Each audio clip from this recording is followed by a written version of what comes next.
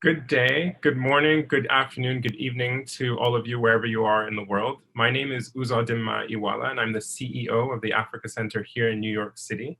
I want to welcome you all today to this program, this very important program we're having called Gen xYZ, Unsilenced Voices, Propelling Change Through Creative Power.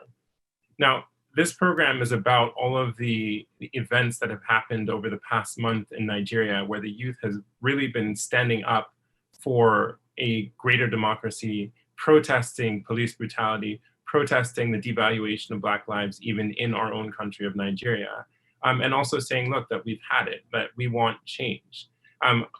For me, as a Nigerian citizen living abroad, it's been very difficult to watch and see some of the things that have been happening on one hand, but on the other hand, it's been completely empowering from a distance. It's been heartening to see people stand up, take to the streets and say, this is my country, I want change. And that message is something that we want to discuss here today with an esteemed panel of participants, change makers, tech folks in Nigeria who've really been working very hard to make sure that that change comes to our country. Now, I'm here just to really introduce the whole scope of everything, but my next job is actually to introduce our moderator, Sheyetan Atigarin, who embodies the stereotype-breaking nature of the Nigerian youth. She is an award-winning TV presenter, producer, news anchor for the morning show on Arise News Television. And she's known for spotting stories that encourage viewers to think more broadly about mentoring and how to succeed in the media industry. We should note that Arise TV was really the only news channel to give local major airtime coverage to the NSARS movement in Nigeria from the very beginning. And in thinking about what has happened and how the change that we've been seeing in Nigeria has come, it's notable that Arise TV is also the news network in Nigeria run by a woman as well. So I want to thank Shay and Arise News for the work that they are doing. And also to Obiasika, Nkiru Balogun, and everyone from Africa Soft Power who is partnering with us at the Africa Center to bring this event to you. And with that, I'm going to turn over to Sheyetan to take it away. Thank you very much, Dr. Uzodinma Iwala. All right, then, hello from wherever in the world you are joining us. This is Gen xYZ. The revolution will be televised on Silenced Voices, Propelling Change Through Creative Power and Social Media. Of course, brought to you by Africa Soft Power in partnership with the Africa Center. Now, the point of this session is to take a deep dive into the gears driving the ingenious youth-led social movement against police brutality and bad governance. As he said earlier, my name is Sheyetan Atigari. I'm a news journalist for Rise News, and I've followed and reported on the protests since its inception, and I will be your moderator for the first half of this session, tagged Digital Canvas, How Technology is Shaping Modern Activism, #NSAS, of course. Now, I'll be moving on very quickly to introduce our speakers for the day. Now, starting with Ebele Okobi, I hope I'm pronouncing that right. Ebele is Facebook's Public Policy Director for Africa, the Middle East, and Turkey. Prior to joining Facebook, she was Global Head of Human Rights at Yahoo and a Mergers and Acquisitions Lawyer at Davis Polk and Wardwell in New York, Paris, and London. She is a life member of the Council of Foreign Relations, a board member of the Junior Achievement Africa, and a trustee of Care International UK, and a trustee of the Young Vic Center. Welcome, Ebele. All right, then. So Inyi Oluwa Aboyeji is the general partner and co-founder of Future Africa, a platform that provides capital, coaching, and community for mission-driven innovators. He's also a co-founder of Andela, Africa's largest engineering organization. Previously, he was the CEO of Flutterwave, a business building payments technology and infrastructure to connect Africa to the global economy. While at Flutterwave, he led the company to become one of the fastest growing payment technology businesses of all time, processing over $2 billion across over 50 million transactions with annual revenues of millions of dollars a year. Welcome, Iyoluwa. Now, moving on to our next panelist, Odunayo Eweni. Now, Odunayo is the co-founder and chief operating officer of PiggyVest, the first online savings and investment app in West Africa. In 2019, she was named SME Entrepreneur of the Year, West Africa by the Asian Bankers Wealth and Society, one of Forbes Africa's 30 under 30 in technology, one of 30 Quartz Africa innovators, and the youngest Nigerian on Forbes Africa list of 20 new wealth creators in Africa. Odunayo is committed to supporting the inclusion of women in technology. Welcome, Odunayo. Now, our last, but of course not the least, panelist speaker today is Tomiwa Aladekomo. Tomiwa is the CEO of Big Cabal Media, a media platform building the next generation of African media brands and publishers of Tech Cabal and Zikoko. Now, prior to Big Cabal Media, he was the managing director at Ventra Media Group, a leading digital agency, media agency in Nigeria, focused on digital publishing, product development, content production, and monetization. He is a non-executive director of Chams PLC and was a 2013 fellow of the prestigious Archbishop Tutu Leadership Fellowship. Welcome, Tomiwa. Now, before we begin our conversation, I must say that we'll be taking questions much later. So please feel free to drop your questions as they will be fielded from the Africa Center's platforms, streaming, of course, on YouTube and Facebook. The hashtags are Unsilenced Voices, hashtag EndSARS, hashtag the Africa Soft Power Project, hashtag the Africa Center, hashtag my favorite, Sorosoke, hashtag Conscious Awakening, hashtag Creative Power, and finally, hashtag End Police Brutality. Please feel free to use one or all of the hashtags as you engage in these conversations on your various social media platforms. So now let's start. I'm going to kind of start with a warm-up question, if you would permit me. Now, it's a general question, so please feel free. If you just want to answer, you could just wave your hand and then you'll be allowed to speak. Now, I was on Tuesday, 20th of October, I was, will I say, fortunately or unfortunately, stationed at the Lekki toll gate. And when the army arrived, I had to flee for my life because they started shooting. So I just want to get a general sense of where you were when you heard about the shooting of unarmed EndSARS protesters by some members of the Nigerian military. So if you can tell me where you were and how you felt in that moment as a Nigerian. I think I should start with Ebele. I mean, so I think I was furthest away. I live in London. And so for me, so first of all, knowing what was happening, I felt before that, I felt a couple of emotions. One, as a Nigerian, before the shooting started, I felt incredibly proud that people were taking to the streets and that people were talking about issues that, in my mind, are critically important. When I heard about the shooting started, there was many of you know that my personal story is that my brother, and obviously a Nigerian, was murdered by police in the US. And so there is a way in which that narrative is very much a narrative that's tied to race. And so seeing that this was something that my country was doing to my people, there is an added layer of betrayal. There's an added layer of how can this be, despite the fact that you've heard it before, but that would be something that was done in broad daylight, was something that for me was incredibly affecting. I have a sense of just very deep betrayal. It's one thing for it to be done in the US or in the UK, but for it to be done in a place that's meant to be home felt incredibly like the worst betrayal. I completely understand how you feel. If I can just call Odunayo in, who of course is one of the founders of the Feminist Coalition. I'm going to come to that theme very soon.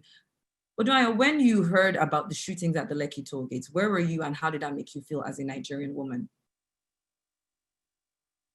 I was at home, and I think the feeling is still one of disbelief. I still cannot believe that happened. I still cannot believe that young people who were fighting for the right to survive were still shot in the middle of that fight to survive. So I was at home, I was with my sister, and I can just remember freezing when I saw the video, the first video that had the gunshots in it. I don't think I have still processed that. And I think it will be a while before the disbelief goes away that happened. And I just hope that we all never forget. All right, then thank you. Inyolua, if I can just pull you into this conversation, where were you and how did you feel as a Nigerian when you heard about the shootings? Hello, everyone. Thanks for inviting me on here. I think for me it was particularly hard because I was in that moment back channeling with someone in the presidency who had confirmed that the curfew was moved to 9 p.m. and that the people there would be safe. And literally my wife came into the room saying they're shooting people. And, you know, I think I had to cut off at that point and call someone on the field. And essentially, the last word he said was, make sure they don't carry the dead bodies away, which was kind of ironic. But yeah, that was, it was the height of betrayal. And, you know, the country has betrayed me many times, but I think for those, you know, first couple minutes of watching it, it was literally, I felt like a bridge being burned. But yeah, that was how I felt. What about you, Tomiwa? So I was at home and just sort of like pulling my head out of a long day of work. And it was, my wife came and pulled me and I kind of had this disbelief, which I think like Odun, I still kind of have till today. And having grown up in Nigeria during the military era, it was an unpleasant throwback to a time that I kind of hoped we'd left behind. And wildly distressing. And my sisters had been at that toll gate every day of the protests, giving food to sort of cooking and, you know, arranging food. So the first thing was to check on them and make sure that they'd actually left, and then they had, but they had friends there. And so they were in this kind of panicked moment, thinking about going there, trying to give supports to their friends, trying to figure out, well, of course, like terrified and hiding and calling them from there. So it is kind of a really, really unpleasant, it was and is an unpleasant throwback to a time that I'd hoped we'd left behind, and an indication that the people that we have in government haven't really learned anything else about how to govern. You know, they still just, violence and force are still their first answers. And dialogue appears to be beyond them, you know, sort of a productive, meaningful dialogue, which it felt like we'd started to have. But yeah, I think that's where I was. That was my initial reaction, and those are kind of my initial thoughts about that. Okay, I mean, at this point, it is important to note, because this session is largely focused on social media. Even though everybody was at home, we need to know that everybody on this panel was definitely working in the background. I mean, we have someone from FEMCO here, someone on Facebook, and people that have work with this tech company. It's just very important to note that. Now, my first question is to Ebele. Now, as Nigerian security forces gunned down protesters on October 20th during the End SARS rallies, of course, to end police brutality, social media posts actively sharing the news on Facebook and Instagram were falsely flagged as fake news. Now, Nigerian Facebook and Instagram users who tried sharing pictures and videos of the killings at the Lekki toll gates got this response: fact checkers say this post contains false information. Now, we know that Facebook works with independent third parties to review and rate the accuracy of stories. In Nigeria, for example, it's been outsourced to Africa Check, AFP Hub, and Dubawa. But 2 days after, Instagram communication issued an apology for incorrectly flagging content in support of the NSAS protest and marking posts as false. However, a request for comments by globalvoices.org, they sent a direct message to the verified Twitter handle of Andy Stone, who is the Facebook's policy communications director, and he did not acknowledge or reply this message. And my question to you is, what is Facebook doing to prevent this from happening again? How can Facebook be held accountable to the people? And does this situation give further credence to the arguments that large technology companies like Facebook and Instagram need to be regulated? It's like a 3-in-1, but yeah. Yes, I think those are all really important questions. And that's exactly one of the things I think it's critical that I'm here to answer. So first of all, just to be clear, as a Nigerian, seeing the way that our company was inadvertently in the way of people raising their voices is something that will forever be a deep regret. It's something I'm deeply sorry for, and the company is very sorry for. I think what's really helpful is to understand why it happened, what we're doing to keep it from happening again. And I think the big piece of this is that there's some humility that must attach to any company or any organization that that has the responsibility of carrying voice. So just to give like a quick overview of what happened. So what happened is there were errors in our system where there was a post that mentioned, I know you guys remember the SARS virus. So there was a post that mentioned the SARS virus that had an image. That was correctly, so I just want to make sure, because our third party fact checkers, this had nothing to do with them. They correctly identified a post that mentioned the SARS virus. They debunked it. On the technical end, so that particular thing was labeled false. On the technical end, what happened is that got associated, or an image from it got associated with an image that was used for the NSARS protest.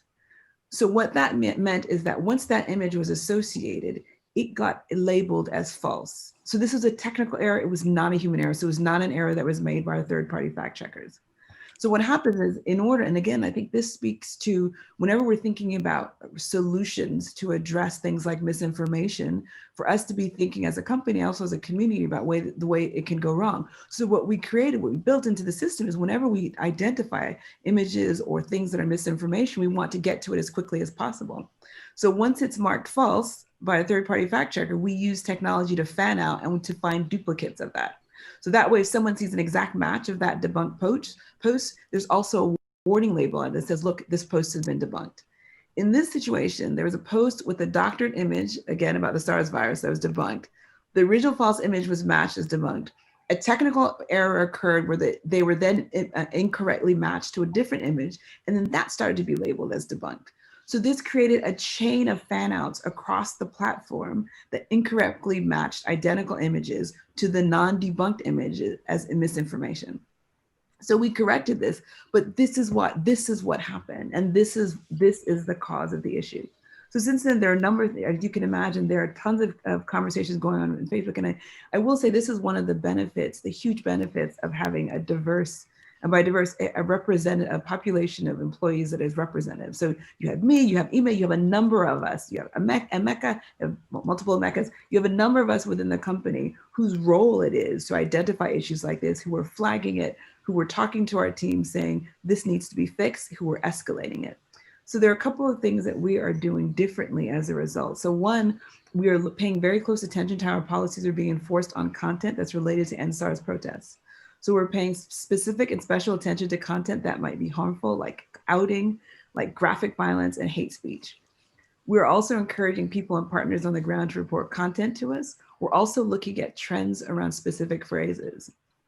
The other thing we're doing is, in the day after we addressed and fixed this issue, we launched a trending event specifically for the protest. So that meant that content in the queues that included specific keyword matches would be tagged with Nigeria protests, and we would put it in a dedicated filtered view for fact check. So it would be subject to heightened review and to review that takes into consideration the sensitivity. So we have a number of different keywords, including NSARS, including Lekki, including tollgate, and we continue to edit this keyword set as we get more information and more feedback from our partners. We are also limiting fan out, so we won't permit the fanning out of labeled content for posts with multiple pieces of content. So where you have text, you have image in multiple pieces. What we're doing is we're not allowing the automatic deletion or fanning out or marking unless we've checked every single piece of content. So this shouldn't have happened on this occasion, but because our systems looked at the first image and what was sent and started fanning out, this is why the problem happened. So we're also putting in place systems to identify mistaken fan outs more quickly. There was still a time lag between when we identify the error and when we're able to fix it. And so we took too long to notice it, we took too long to check it, and we took too long to correct it. Those are some of the things that we're putting in place. We know we can do more, and we're continuing to work with our partners. We're continuing to work with our internal teams, and also getting recommendations from people externally. To the question about regulation, I have to say, and I'm not the only person who said it, our CEO has said it as well, we actually welcome regulation. It's clear that as a company, no company should be in charge of creating what policies are for a platform, for technology, for a sector that is dependent upon by so many. Having said that, I think it's really, really important, and if we're talking about Nigeria as well, to have educated and informed government who are interested in regulation that is for the good of people, not for the good of necessarily keeping power in place, not necessarily for the good of protecting bad actors, but really creating a political or legislative ecosystem that really puts people at the heart of it. So absolutely, yes, I agree that there should be more regulation, but we double down on saying that regulation should be informed and should have at its heart human rights. Of course. Okay, thank you so much, Ebele. I want to move over very quickly to Tomiwa.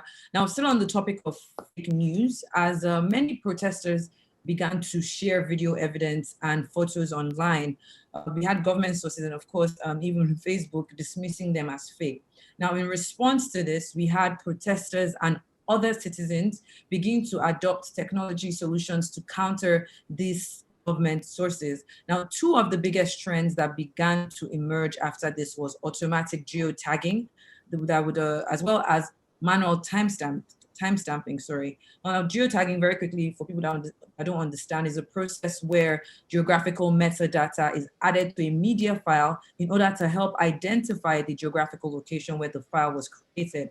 Now, in a country like Nigeria that has had issues with documenting and keeping records to begin with so many important occurrences in the nation's history not being documented or preserved, how else can we, one, curb fake news and make it that people can go back to be educated about pieces of history that really interest them? So this is for you, Tomiwa. Thank you, Shizong. I think curbing fake news is a really difficult challenge, and I'm not sure it's actually possible. We've kind of let the genie out of the bottle in terms of giving everybody the tools to create content and to distribute it to really wide reach. And I think the social media platforms kind of have really amplified that capacity in terms of everybody has a voice. And I think there's really good things about that, because you're no longer subject to the tyranny of sort of 3 newspapers, which might all be owned by the government, dictating what it is that you see as reality. But it, of course, has sort of the hugely negative sort of effects where you see sort of information that's false get proliferated very, very quickly. Now, a couple of things about sort of this specific information and disinformation that came out around that issue, along with all of that. I mean, Tekabal covered this and wrote quite a bit about it at the time, along with sort of inadvertent disinformation or misinformation. That's people sharing things that they think are correct, but are actually false, or things that they just haven't fact checked. Some of that happened, and it was a really emotional and heightened emotional period. So of course, people are sharing sort of like the worst content without really, their sort of filters aren't up. And so there was a lot of that. My suspicion and sort of the sense that we get is that the Nigerian army was also announced a cyber warfare initiative a few days before this happened, actually a couple of days before this happened. And there was a fair amount of deliberate disinformation put out into the public sphere as well. So it's one thing to ask people to be wary of fake news and to think before they share and to give them all the education around sort of how to judge what is fake news and what isn't. And I think that's a really important step. Is we have to continue to train people to be more media literate. We have to continue to train people to be more careful and more aware about what it is they share and how it is they share it, making sure that things actually are fact checked, or what it is that they are, what it is that they say that they are before they share. Of course, noting that fact checks can go wrong, as they did in this particular case. But that's one element.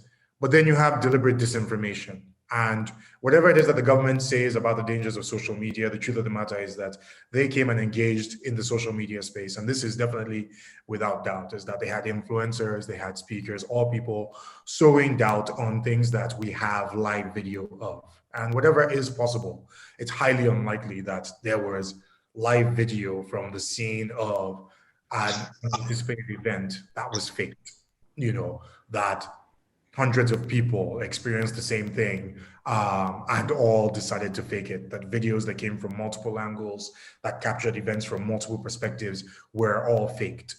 And so there's some things I think that are sort of like beyond the pale and beyond the imagination. And it's fairly clear that the government, contributed to the atmosphere of chaos and the disinformation and the lack of clarity around what has happened. I mean, till today, there's been no sort of, they haven't claimed it, they haven't owned it.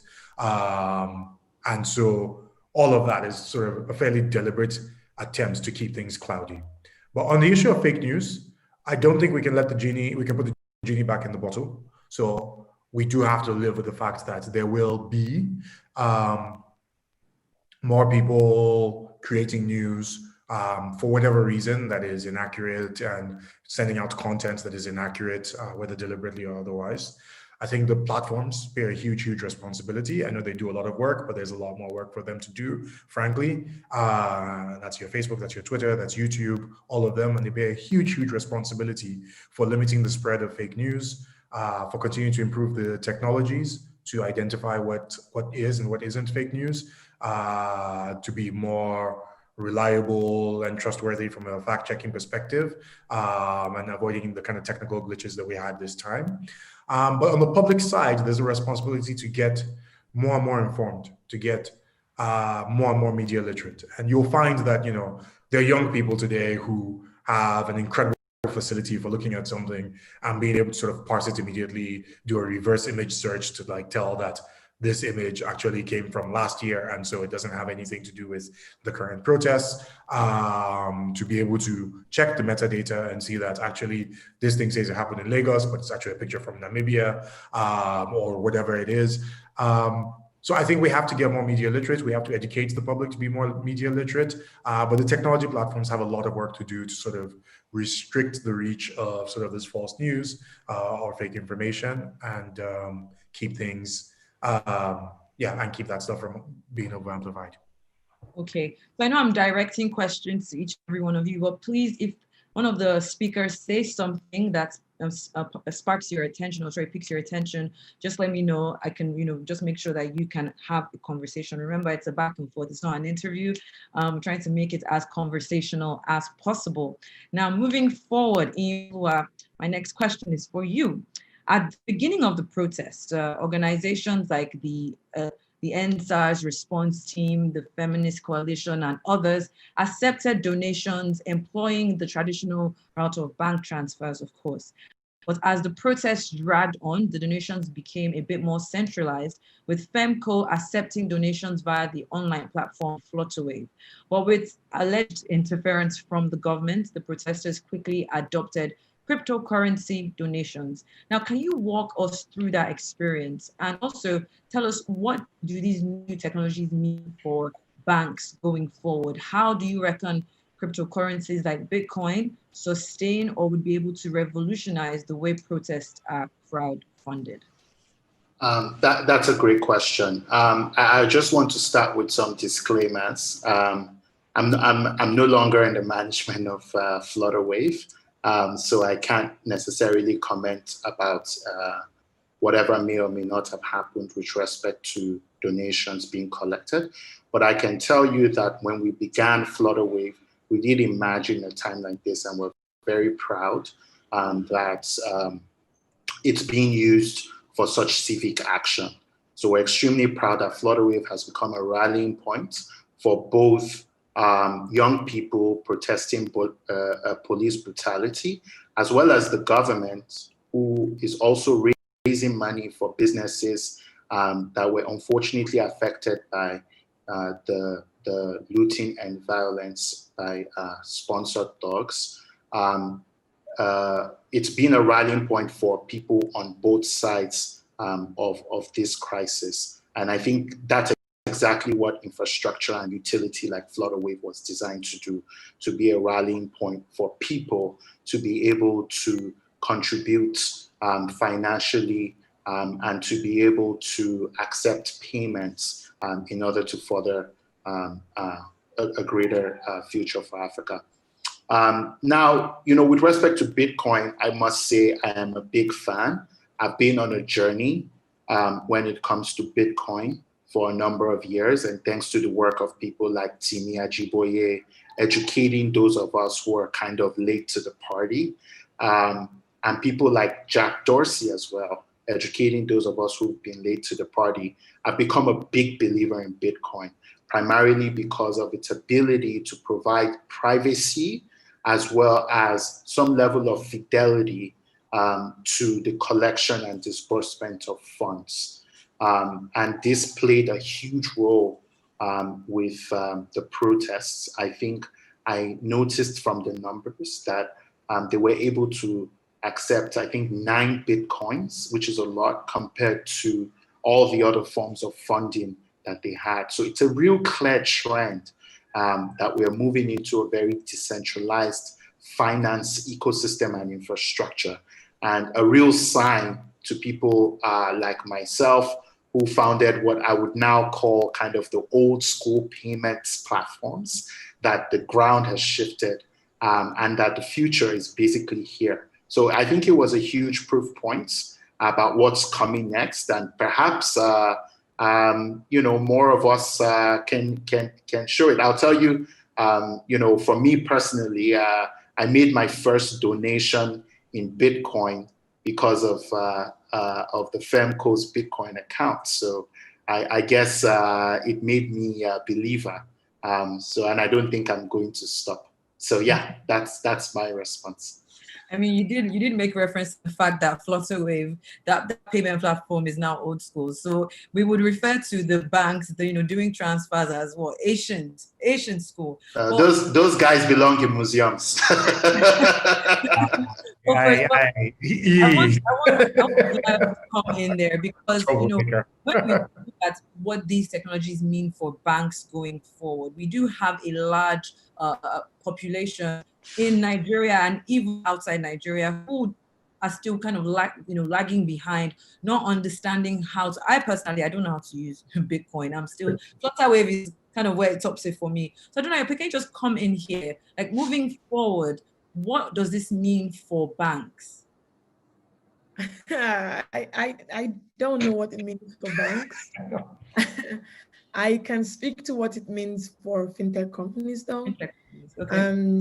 And I think maybe banks can extrapolate lessons from there.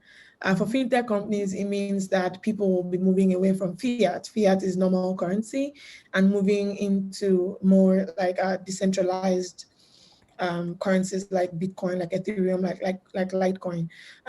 When we realized that we could no longer receive donations in Naira, our friends kind of like who already run cryptocurrency companies are just like, oh yeah, no, give us like 10 minutes. And there was a Bitcoin address that was generated in 10 minutes. And then Jack tweeted it, and then, the story continued from there without like any interruptions.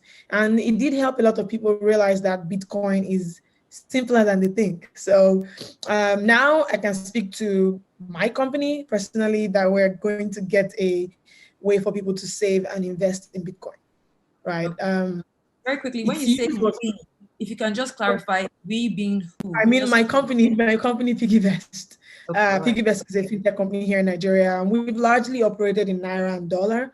But now, even though the use of Bitcoin had always been apparent, I suppose the events of the past couple of weeks kind of brought it home and put it in perspective, just how useful it can be even in the day-to-day.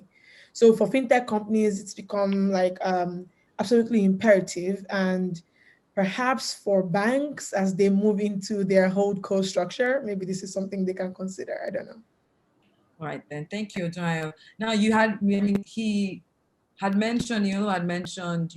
FEMCO earlier, and, talking about the Feminist Coalition, who I think 2 days ago was even applauded by Beyonce, which is a big deal because she tends to not, comment about certain things. Now, FEMCO, an all-woman group, who technically, was the financial backbone of the EndSARS protest, doing so with transparency and accountability. Now, as someone who is committed to supporting the inclusion of women in technology, can you talk to me more about the importance of having more women in technology, considering the role that they played in this movement, and also in other parts of the world, like even in how women handled COVID-19, of course, the pandemic that we're still dealing with in the world. We have examples of, the New Zealand's 39-year-old Prime Minister Jacinda Ardern, even Taiwan's president. She was, they were very, very on ground and seem to have handled this very well. So what would you say to that? How important is it to involve women? Well, I mean, I think it's like perhaps the most important thing to involve women. As a woman in technology myself, there is no downside to having more women. FEMCO is an all-women group because we realized that for a long time, people are fighting for the equality of women, but we haven't really consolidated at what point, is it like, are women being excluded? And we identified that it was from the angles of money and power, right? When you drill down at the core of all the problems that we experience, at the core of all the exclusion and oppression that women have experienced, you come down to those two things. And this was our first project, and it validated everything that we had thought. We said, let's help with this, and then transparency, accountability, all relating to money, became something that propelled the organization to almost the center of the protest. So for me, I hope that this serves as a lesson and kind of as a path forward to allowing women take more leadership positions. We do make up almost 52% of the world's population, and I think that that kind of representation across board at every level, it's something that's very necessary. In technology, women-led companies are arguably performing better. In banking, you can tell, in different sectors, you just can when there's like the hand of someone who's used to multitasking, who's used to being asked to go the extra mile. No one asked us to be accountable for all the funds, but we knew that we had to because people somehow make women work extra hard, right? So if you look at that and apply it across all the sectors, you realize that there cannot possibly be a downside to including women. So I hope that whatever we've done here in just those 2 weeks and the tiny things that we've achieved in the past 2 weeks serve as a way to help more women be propelled to the leadership positions and to the forefront of these things, because we do have a lot to say and do. Definitely. I was at the Lekki toll gates when the protests were going on, and I can speak to the coordination as well as how happy people were to be there. I spoke to one of the I say less privileged people that had come in from different parts of Nigeria, and they were so amazed that this was something that was put together in just a few days. People that were coming there and eating 3 square meals with fruits, desserts, and all that. So definitely, I have to say that FEMCO have been real game changers. Now, I want to bring Ebele back into this conversation, right? Now, a businessman by the name of Mr. Adamu Garba instituted a $1 billion lawsuit against the CEO and founder of Twitter international company, Jack Dorsey, at the Federal High Court in Abuja here in Nigeria over the alleged sponsorship of the ongoing NSAS protests across the country. Now, he urged the courts to direct Mr. Jersey to stop the operation of Twitter in any part of Nigeria, and also joined respondents, the Attorney General of the Federation. He puts on there the National Security Advisor, the IG of Police, the Director General of the Department of State of Service. I mean, a lot of people were on there. Now, as of today, the News Agency of Nigeria reports that the case has not been assigned to a judge. But as someone that works with a social media company, how, going forward, how can people protect themselves from this kind of lawsuits? I mean, because you're trying to do something right as a company, and then you're being sued for it. What do you think about this, Ebele? I mean, I couldn't begin to comment on the lawsuit, but can I go back really quickly to the conversation? Of course. Only because I just very quickly, I know it's not necessarily about tech, but we as a culture, as a community, have a long history of women taking care, of women being in charge. I mean, often when those women aren't in front, and often when the story is written about, the event, often our mother's names or grandmother's names are not in there. But I just wanted, but women running stuff is not new. I mean, about market women's revolt, that's part of Nigeria's history. That it's not new. So that's what and then also, if you look at Black Lives Matter, the impetus of that was also women. So I just want to be clear that the work that Femco is doing is in the long line of women's leadership, and something that I personally admire deeply. In terms of, so I couldn't begin to speak to Twitter's lawsuit, but I will say that I think what we're looking for as a company, as any company, is you're looking for some amount of predictability, rule of law within an environment. And so to the extent that a country offers that, and I have to be honest, I have to say that thus far, and that is why we as a company are investing in Nigeria, it's not a mistake that we're opening, that we plan to open an office in Nigeria, and that the office is focused on tech. So a lot of times we open office, the office will be focused on sales for Nigeria, because we know the extent to which there is tech talent in Nigeria. In Nigeria, we're doubling down on innovation, and we're doubling down on the notion of Africans as creators, not just consumers of technology. So yeah, so of course, so I can say that as a company, we absolutely want to continue to invest in Nigeria.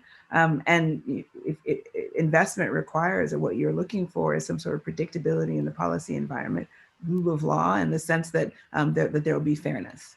Of course. I just want to very quickly let our viewers know that we'll be taking questions from you very soon. So I would greatly appreciate it if you could submit your questions to the Facebook and YouTube pages of the African Center. Thank you very much. Now, this question is kind of directed to everybody, and you can just feel free to jump in, because it's something that has been trending, and is still continuing to trend, which is the anti-social media bill.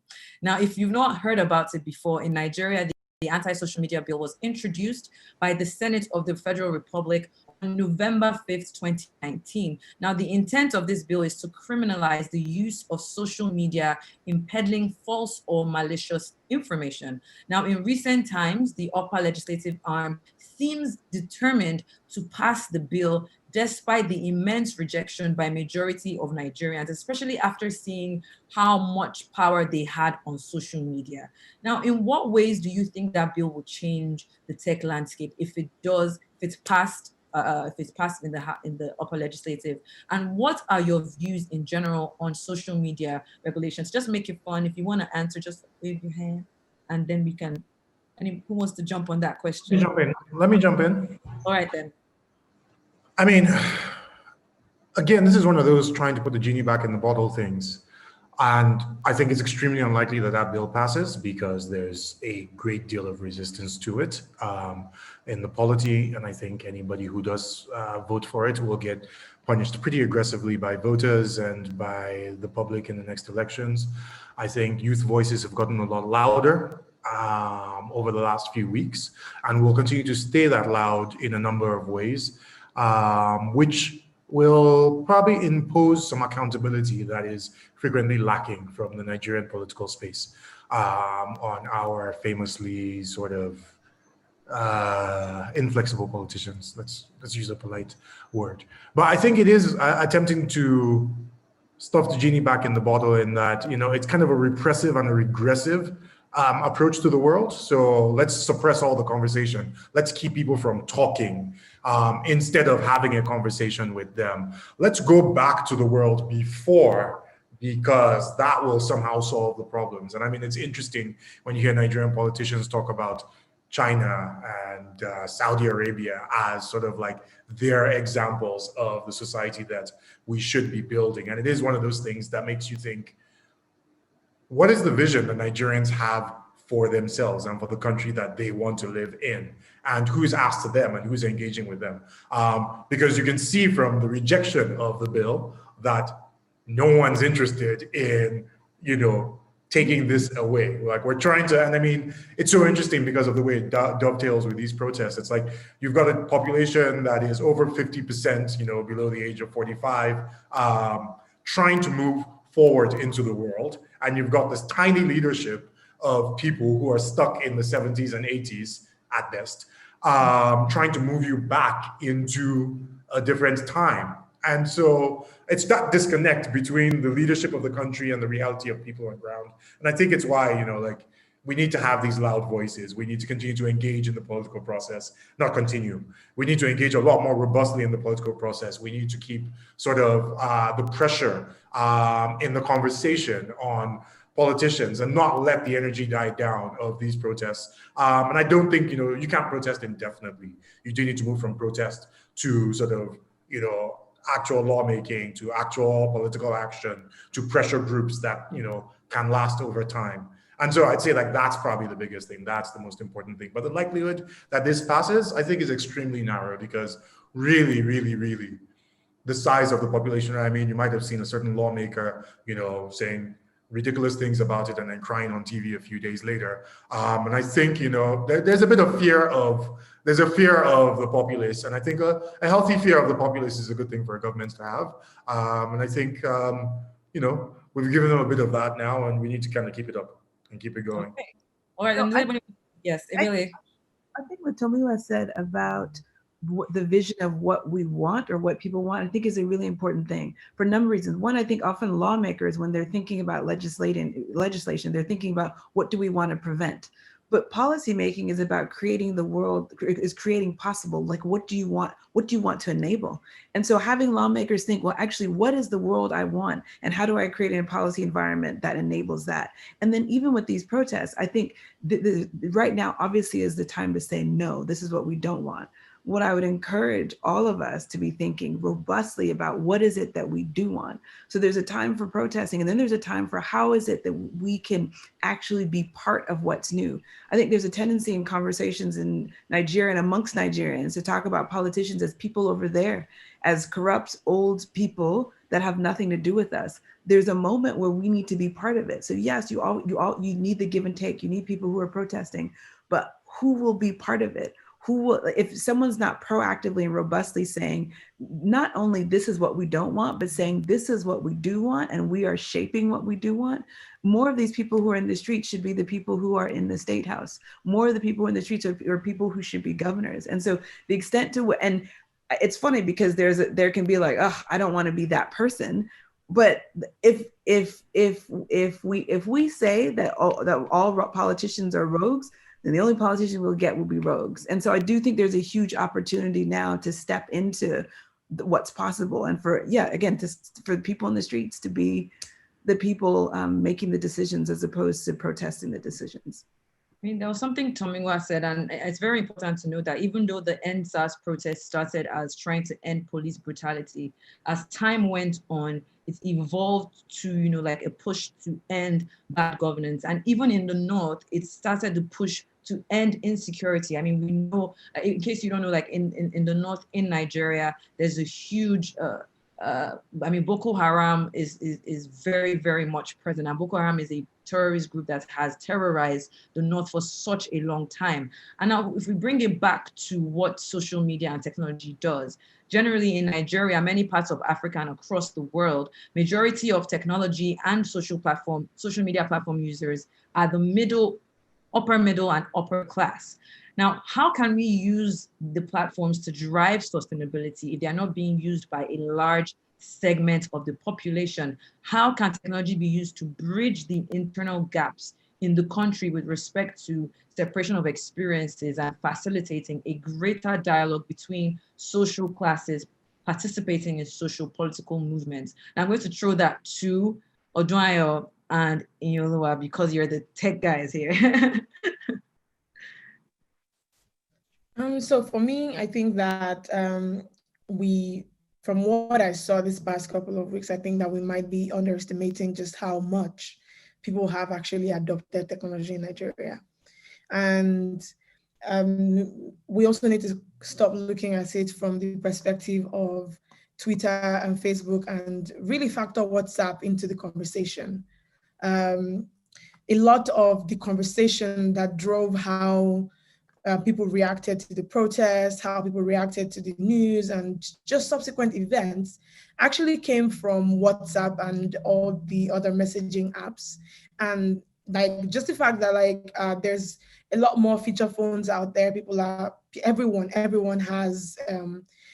essentially now has a phone. Everyone has a smartphone. It's cheap to get the smartphone now. We're not where we need to be with the whole technology thing, but I don't think that the entire movement would have been possible if there wasn't a convergence of generations, across generations, on social media and on messaging apps. So obviously, I would definitely advocate for higher and more technology penetration in the country. We definitely need more people on the internet. We need more people joining voices because we are definitely powerful when we speak with one voice, but also give credit to the fact that older people are just beginning to see the value of these apps that they previously eschewed. So that's a good thing. Ian, I saw you smiling earlier. I feel like you wanted to say something. Please go ahead. Sure. Well, I mean, I tend to look at these issues from two angles. One is an angle of opportunity, and the other is an angle of forestalling challenges. So I'll start with the forestalling challenges. You see, one repeated pattern with Nigeria and with the Nigerian government in particular is that it doesn't quite understand that whenever it responds forcefully to peaceful dialogue, it opens the door to a violent reaction from people who are justified in engaging violently because of the nature and the state of the country. And it's something that I've repeated many times to a lot of people in authority in Nigeria, from the presidency to the central bank, and try to explain to them that the reason why young people are having a conversation rather than picking up arms in response to some of their justifiable grievances is because of the influence of the quote unquote social media generation. So they've kind of normalized an approach to dealing with grievances that doesn't require people picking up guns or firebombing government installations, but more about conversation. And social media has been an outlet for that. Now, if the government decides that it wants to shut down social media particularly, or it wants to shut down the internet, then it has to be ready to deal with the consequences from a national security perspective. And those consequences will include armed conflict, which none of us want. So that's one point in terms of forestalling challenges. But also in terms of opportunities, I look on social media and I think particularly about how many jobs it has created since it began in Nigeria. There's immense amounts of commercial activity happening on Instagram. There's a lot of people who are being paid to manage profiles on Twitter. There's a lot of commercial activity happening on Facebook. And in actual fact, the vast majority of the population is gainfully engaged in this way. So when you say you want to shut down social media rather than expand the basis and enable more people access to social media so they have an avenue to improve their lives, there is another opportunity lost, but also another huge challenge to be forestalled, which is what do all these young people then do which increases the opportunities for armed conflict and which pushes us further into the dystopia that we're all trying to avoid, which quite frankly, as far as the population and demographics are concerned, it's a miracle that we're not there yet. So I think my own case when I have these conversations with authorities is basically, look, you take this away, be prepared for what happens next. And we saw a very small taste of it in the 2 days following the protests. And so I think a lot of people in government are very sober and are understanding of the fact that these numbers that we reel out, actually, when they come to life, it's very monstrous. And it can happen in a flash. And so I think that we should all just keep repeating those talking points, in my opinion, and keep engaging the government and people in authority to understand that what they're trying to do by shutting off social media is very much akin to throwing a lighted match in a room full of leaking gas.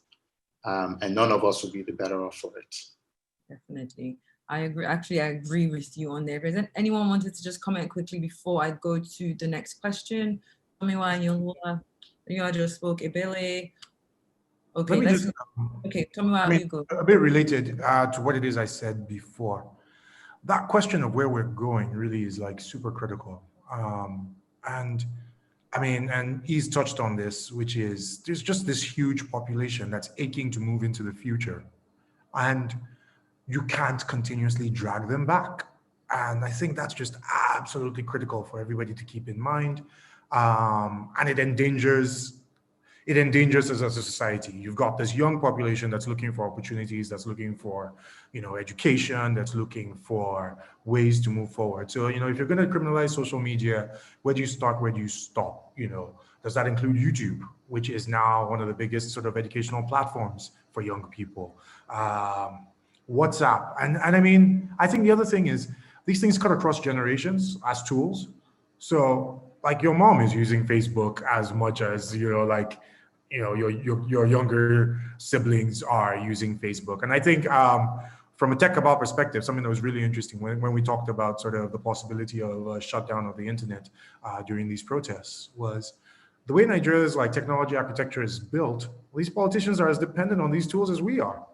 It's like if you shut down sort of like Nigeria's internet, it's just, it's anarchy because we have come to rely on these technologies. People, don't keep as much cash at home as they kept in the 90s because there is the presumption that there will be an ATM and they will be able to get cash out of it. If you shut down the internet, ATM stop working.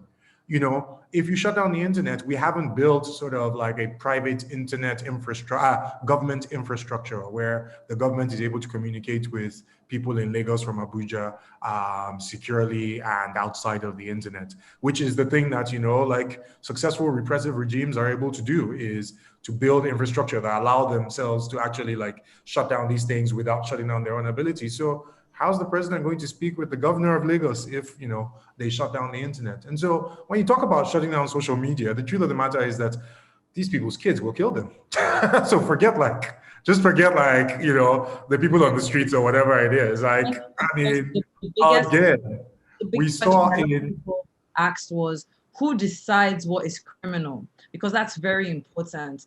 If this is just a group of people in a room saying, oh, we don't like this, so therefore it's criminal, you know what I mean? And of course, you also mentioned the fact that, these people rely on, the internet infrastructure, but some people will argue with you and say they are still very stuck in the old ways. When Governor Babajide Sanwo-Olu, who is the governor of Lagos State, wanted to present the 5 demands by the youth, he actually went all the way to Abuja to present it. And people didn't understand why he didn't just send an email. So, in a way, they're kind of on it, but they might not fully understand it. They're not going to be audio, with the latest Bitcoin and sort of setting up the systems. They're not going to be that. But at the same time,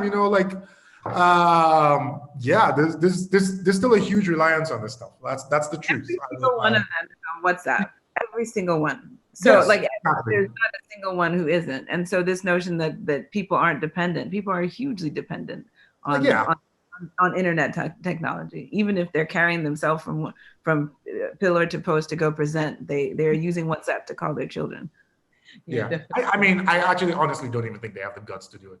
I mean, sorry, I hate to, one should not threaten the Nigerian government with stupidity, but yeah, let's not, yeah, okay, so let me not threaten them. But yeah, I don't know. I think their reliance is pretty extensive, and the number of people that rely on these things, and I mean, the economic hit we would take. I mean, we did close the borders, so yes, we are capable of self-sabotage. But can I say something? Can I say something, please? Please. I think people underestimate how close we were to shutting down the internet on the island. Okay. Yes. Yeah. I say this because and obviously, as you know, Tomiwa, it's a matter of national security. But the truth was, we were literally seconds away from the island being cut off from the internet. So I guess you walked yourself back. Do not threaten. No. They're very crazy people. The other thing I wanted to point out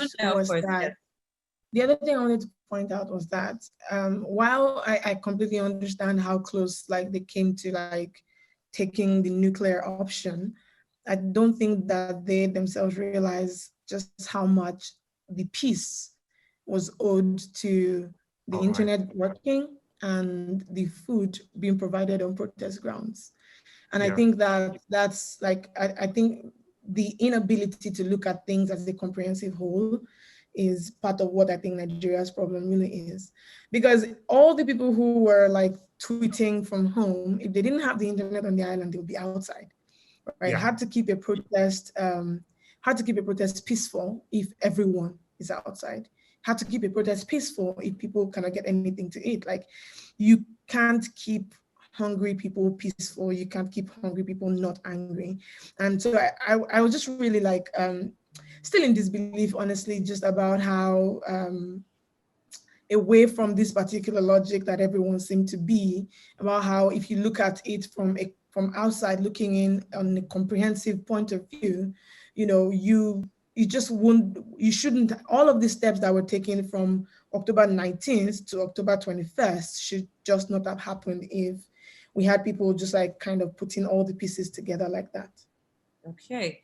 All right, then I want to talk about, the involvement of Generation X and, it was xYZ, right? Now, first off, we know that the EndSARS movement in Nigeria had been a profound display of ingenuity by youths who have crowdfunded the protest. They organized medical and legal support, food and social responsibility initiatives. However, if you look at it, they have not been properly celebrated by the international media for their efforts. If this protest were taking place in a different country, they would have been lauded probably more for their ingenuity. They're almost being painted as villains in certain ways. Now, a good example would be the depiction of the Hong Kong protesters' strategies. I mean, I felt like I was part of that and I was in a different country. So now, how can we challenge international media to address the issues of telling stories about the continent, not through a racial lens, and also not ignoring the efforts of young, brilliant activists like yourselves on the continent? Let me speak as a member of the media. We do our work. Let's do our work. I think, yes. Amen. And, kudos to Arise. You guys did amazing. Clap. That was a moment for Arise. Tekabal and Zikoko, for 2 weeks, we shut down all of our regular coverage. I mean, Zikoko is memes and funny and listicles and stories about young people's lives. For 2 weeks, we covered nothing but the protests. And we took it from every angle. We published a list of protest locations every day. We showcased people who did amazing work. We showcased the sad stories, the great stories. We did the work. Sekabal covered this thing from a technology angle, left, right, and center. Their pieces, we got picked up by the international media a number of times because there were angles that we were covering that, nobody else was covering. So like, and this is something that I've heard E talk about. It's like, look, before you go ask for respect, before you go ask for anybody to like give you anything, do the work. Like, and so I think to those who did the work, and I don't think, I mean, from a television perspective, I mean, the BBC gave us some time, the CNN gave us some time, but there's not going to be an archive of coverage of NSARS that compares with what Arise has, period. It's just like, nobody did a more robust job of interviewing players, you know, people to give context to it, and that matters. So like, let them follow us. You know, you want to have a conversation, come and call, you know, I will give you the managing editor of Tech Cabal or like writers at Tech Cabal to give you context on what it is that happened and how it happened and why. Let us do the work. You want images? There were brilliant Nigerian photographers on ground doing the coverage day in, day out. We made that, I mean, like the kids on the street, the young people on the street, the people of Nigeria made those protests blow up. The international community keyed in, the diaspora was amazing, but they followed the lead of the people who were on ground. And I think that's super important and super critical in everything it is that we do. Is like, we set the agenda, let them follow. And I think that's really critical. I would push back a little bit, because if we looked at our platforms, and we haven't released these, but if we looked at our platforms, NSARS was trending higher by multiples, like by 5 times than Trump, than election, than Biden, than all of these sort of global terms. The conversation, I mean, every single Black entertainer, it was as if Nigeria is the country for every Black. So from Beyonce, I mean, every single person was talking about this. And I thought it was beautiful because the conversation, to Tomiwa's point, was being led by Nigerians. So it wasn't an outside in, what's going on in the united country. It was people who were actually very informed. And that is the way, in my view, it should go on forever. So it shouldn't be people coming in and making up a story. It was Nigerians telling that story. It was Nigerians driving that story. It was Nigerians speaking directly to influencers.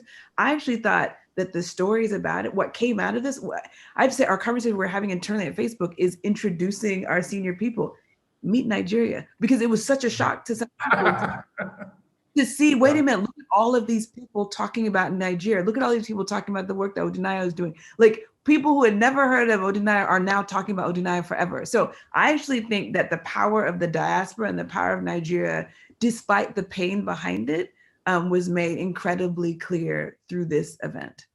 Yeah. Right. I want to take a quick question from an audience member on YouTube, and this person is asking how they can help. I'm trying to understand if it's like on an international platform, but that's all they've sent in.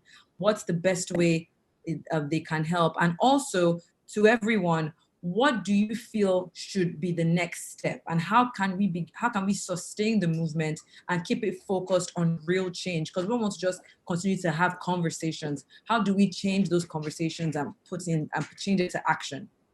So let's start with Odunayo. I can see she's already about to answer.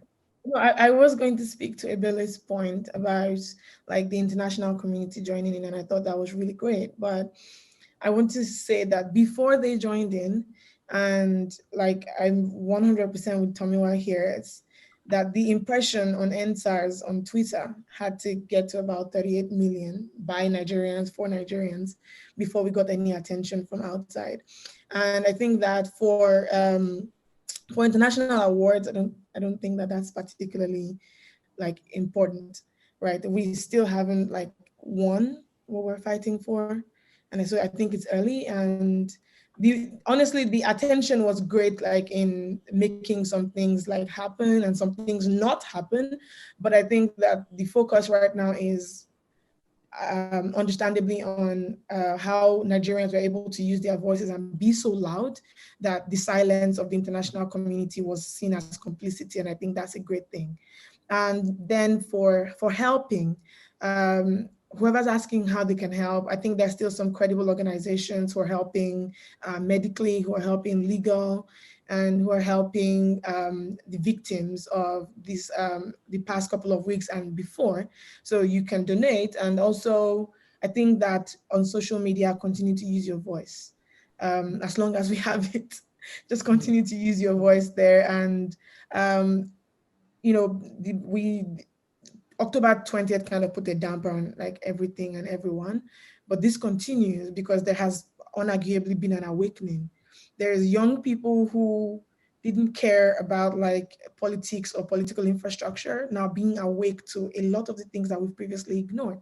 So that's like a good way to channel all of this energy, is figuring out what does the Nigeria, like Ebele said, what is the goal that we want for Nigeria and how can we push for it? How can we get there? All right, does anybody want to jump in on that point? Like moving forward, what are the next? Yeah.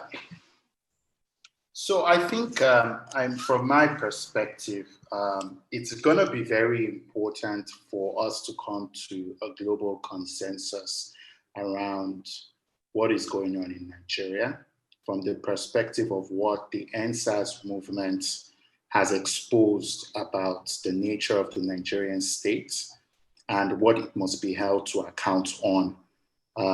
Its politicians, its official government, its statesmen and those who are not so stately.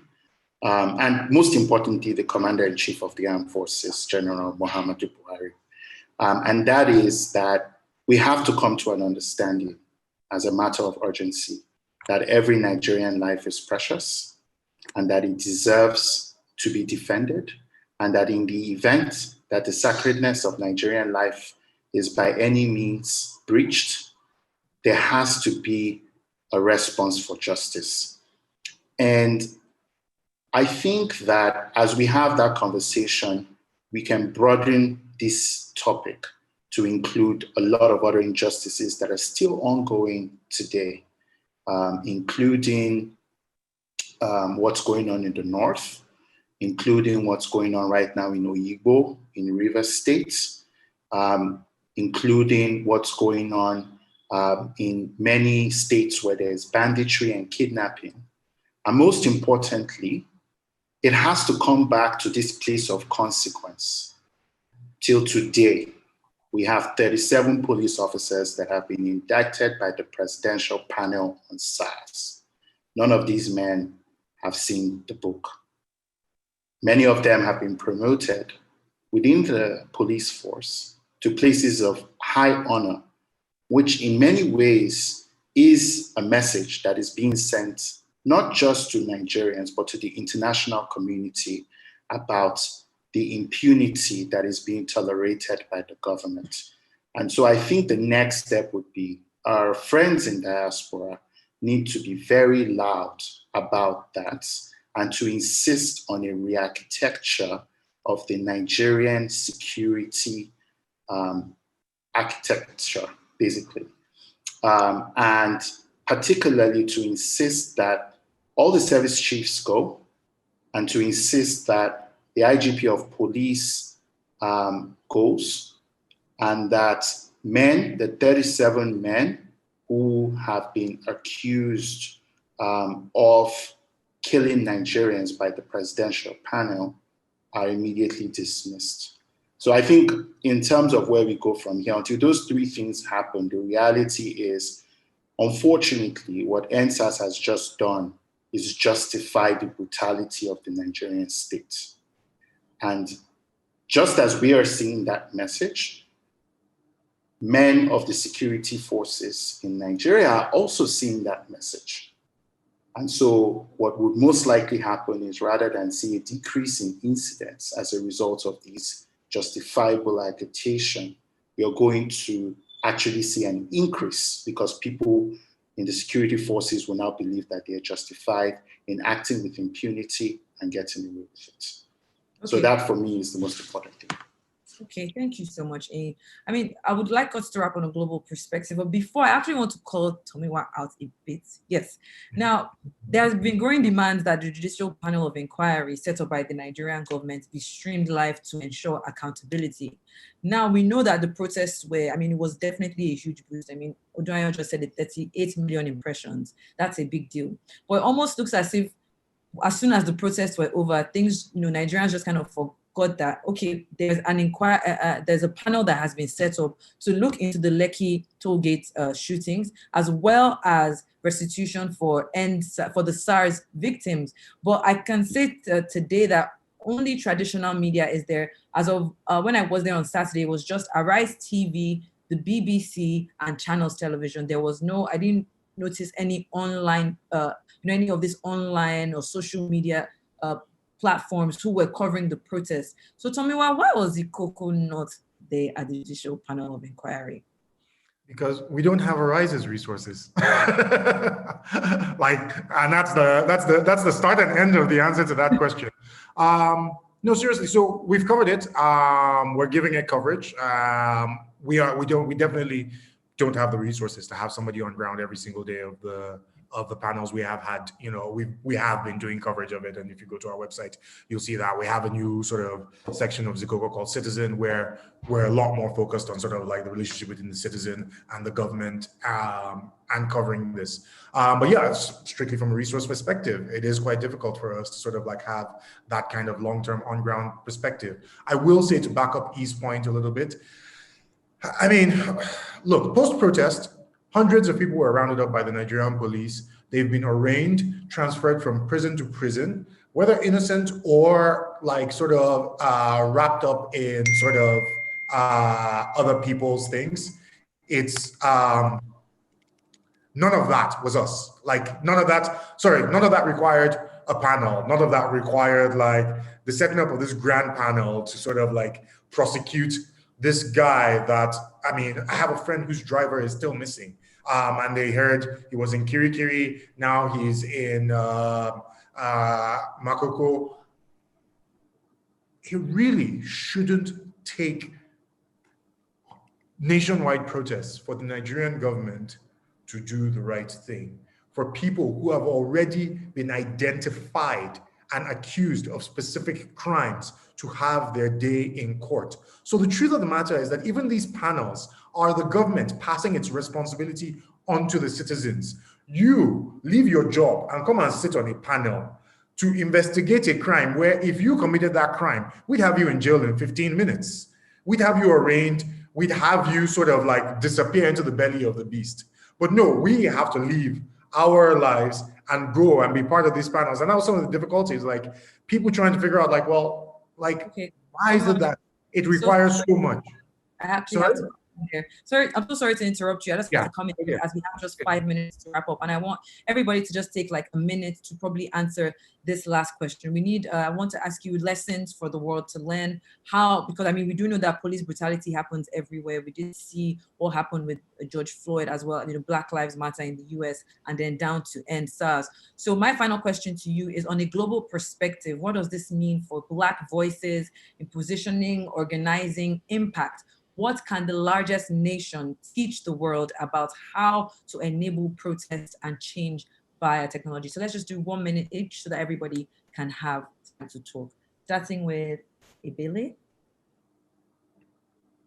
I'm gonna be fast. The one thing I'll say is that we can amplify each other's voices, that there's power in the diaspora, and that if an injury to one is an injury to all. So the same way people took to the streets for Black Lives Matter in Lagos, people in DC should take to the streets to end SARS. So solidarity is everything.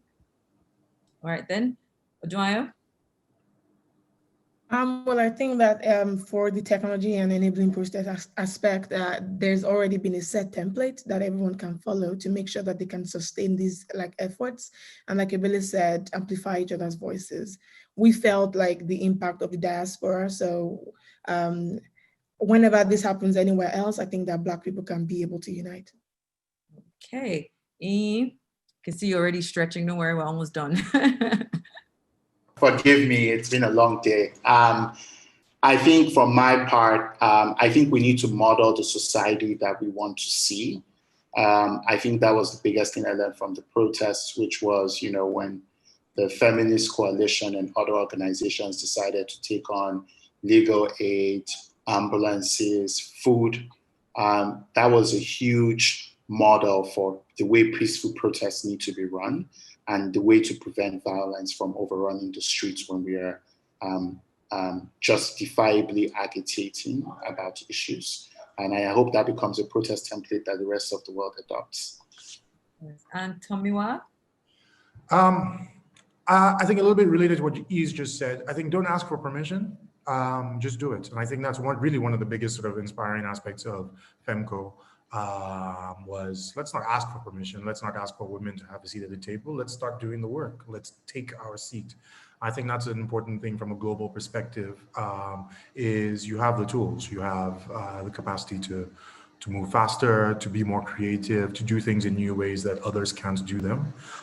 So don't ask permission, just get started. You know, like, we know the world it is that we want to build. We know the world we want to live in. Don't ask permission, start building it today. You know, use the tools you have, use the capabilities you have, and start to build the world you want to live in. Absolutely. So to quickly wrap that up, to amplify each other's voices, to model Nigeria's protest templates, and of course, to use the tools that you have at your disposal. Do not ask for permission, just take charge.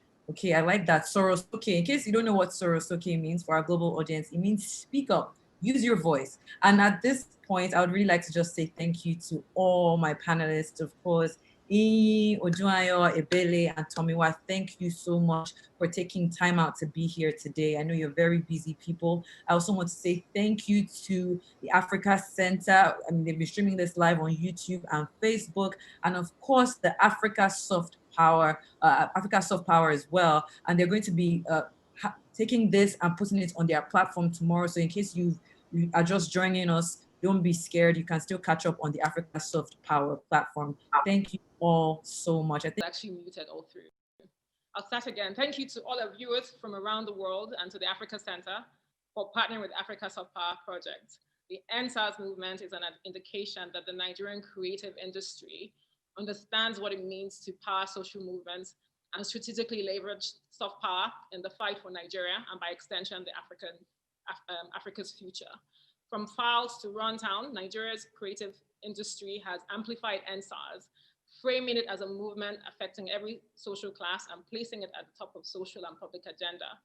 In this session, we're in the midst of giants, Seun Kuti, an activist from before he was born, the son of Fela Kuti and the grandson of Fumilayo Ransome Kuti, and Aisha Sese, who has herself just concluded her NSAS program with Bella Naija and African Women on Board, a testament to why it's important for Africans to themselves speak for Africa before anybody else. And of course, we have Asad and Aka, who have also just used their platforms to spotlight NSAS. Leading the discussion is Orika Goddess, who is an actor, producer, radio and TV presenter. And she herself was part of the NSAS movement and the legacy team that launched the Beat 99.9 FM in Lagos, a leading radio station focused on music, information, and the Nigerian entertainment industry. Thank you, Orika. Thank you to the Africa Center for this partnership. We're inspired by your work and the work that you do. Thank you to all our guests. And without much ado, I'll hand over to Orika. Thank you very much, Nkiru. Okay, so I just want to do quick housekeeping, if that's all right, before we get started. So if you can look up and follow Africa Soft Power, that's at Africa Soft Power, soft with a T, and the Africa Center on Twitter. They are also on Facebook. So if for whatever reason you need to change platforms, for example, I personally started watching the previous session on my phone and switched to the TV as I moved across rooms. So please know you can absolutely do that easily by joining the live stream on YouTube. If you're watching us on Facebook and you want to share it with someone on whatever social media platform, you can also do that and share the YouTube channel with them so they can watch and engage. We would absolutely love to hear your voice today. So please send us messages on either of those platforms. We are checking them, we're going to be reading them, and we're going to be sharing them. We are also following the hashtags EndSARS as well as hashtag Unsilenced Voices. So those are the two key hashtags that I want to highlight, but there are other hashtags and you can find them again, either by Africa Soft Power or the Africa Center on Twitter. So go find us, send us messages, and let's be a part of today's conversation. Today's session is aptly titled Creative Power and Conscious Awakening, Eyes on Nigeria. And I'm personally very excited to speak to the guests today, the panelists, I should say, today. Starting off with Aisha Sese, who is a seasoned and award-winning journalist. She's a speaker, host, president, and founder of WE Can Lead, which the W and E stands for Women Everywhere Can Lead, a nonprofit organization dedicated to nurturing and empowering teenage girls to become Africa's next generation of leaders. Now, prior to founding that, She was a leading anchor and correspondent at CNN, covering the major breaking news and global events of the past decade. Whilst at CNN, she led the news team to win a 2014 Peabody Award for coverage of the kidnapping of the Nigerian Chibok girls, and received a Gracie Award for outstanding anchor for her exceptional coverage of the story. Welcome, Aisha. I can't wait to hear what you have to say today. Also joining us today, we have Seun Kuti, a Grammy-nominated artist, activist, and leader of Egypt 80 Band. He's also the youngest son of legendary Afrobeat pioneer Fela Kuti, and has followed the political and social ethos of his father with a twist of his own, creating music that digs deep into various African traditions to reflect the continent's struggles and cultures. He has toured globally, including, we're talking Detroit, New York, Los Angeles, Chicago, Philadelphia, Paris, London, Tokyo, places that my COVID passport will not let me enter. A passionate activist, he has participated in the EndSARS protests and the 2012 Occupy Nigeria protests, amongst other things. Also welcoming Osas Ighodaro, an award-winning actor, producer, host, and humanitarian. In 2018, she was named the highest-grossing box office actress in Nollywood. She won the award for Best TV Actress at the 2014 edition of Exquisite Lady of the Year Awards, and was crowned Miss Black USA 2010. She's the founder of Joyful Joy Foundation, a non-governmental organization focused on addressing malaria, poverty, and HIV/AIDS amongst children. And finally, we have Aka Nani, an amazing actor, television host, content creator, and YouTuber based right here in Lagos, Nigeria. He has been described as one of the fastest rising Nigerian stars to watch. At the 2019 Africa Movie Academy Awards ceremony, he was nominated for Best Actor in a Supporting Role for the movie Banana Island Ghost. His YouTube channel, Aka Bands, has been recognized as one of the fastest growing Nigerian YouTube channels. And those are our panelists. I say welcome again to you watching. Again, I remind you to please make sure you find us on social media. And this conversation is not just for us, it's not just for Bands, it's for you watching and us speaking to really, really engage. My name is Oraka Goddess. I wear a lot of hats. One of them is as a podcaster, which is why I have this fabulous contraption in front of my face, so forgive it. But there's no other hat I wear that's more important than the one I get to wear here today as your host for this session. We have a lot of questions to get through, and I'd like to encourage you to please ask as many questions as they pop into your head. No question too great or too small. And with that said, let's get started. I would very much like to start with someone who, to my knowledge and my memory, he is somebody who comes from a long bloodline that runs 3 generations deep with activism. I'm talking, of course, about Seun Kuti. He is grandson, as you know, to women's rights activist Chief Olufunmilayo Ransome Kuti, nephew to Dr. Beko Larry Ransome Kuti, and son of Fela Anikulapo Kuti. Seun Kuti has been an activist all his life, speaking to a range of issues, including police brutality and bad governance. Now, joining us today, I feel he's representing the voice of not just himself, he's representing the voice of his community. If you follow him on social media and the work he does with NigeriaResistance.org, for example, you already know that beyond his music and words, like generations before him, he speaks to freedom. He speaks for the poor. He speaks for the misunderstood, the misrepresented, the disenfranchised, and asks us all to check our lack of empathy and our privilege at the door. And when I say I'd like to start with him, it's also because I want us to start from having an understanding that words mean things. And I feel like throughout this movement, Seun, you've tried to emphasize that to us, that when we throw words like hoodlum and thug or NURTW thug and vandal and hooligan around, and we're trying to separate it from protests, sometimes we're actually alienating the very voices that we're speaking up for in terms of who is being oppressed. So I want to ask, what's in a name? What does a protester look like to you? Oh, well, hi. Thanks for having me on, guys. I think in general, you know, a protester is everybody that is not that is trying to make change in their own way. You know, in this modern era, I say to everybody, you know, what everybody does is different. There's some people that don't even leave their house, but they're online and they're supporting whatever is going on with memes and tweets and reposts, you know, and things like that. And there's some people that are right there in the picket line, you know, resisting the front, as I call it, the front line. You know, there are some people that handle finance and help the protesters with food and water, you know, and things like that. And so there's, you know, and there are those who are also neglected from that organized conversation. That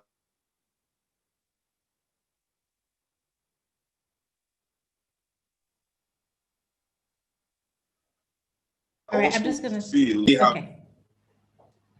I'm sorry. Are you? I got cut off. I can hear you now. Please go ahead. Okay. And they also feel like they have something to say to the system. But you see, there's something in Africa. When you are poor, right, there's a certain way you are silenced in Africa that doesn't happen anywhere else.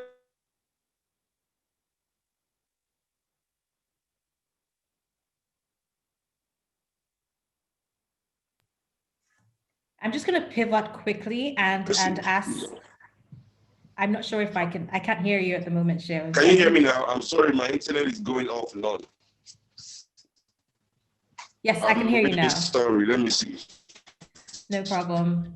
I actually have a question for Aisha Sese. So whilst you sort out your internet, I'm just going to quickly ask her that, and then we can come back to you. That should give you. Okay. So from taking a special interest in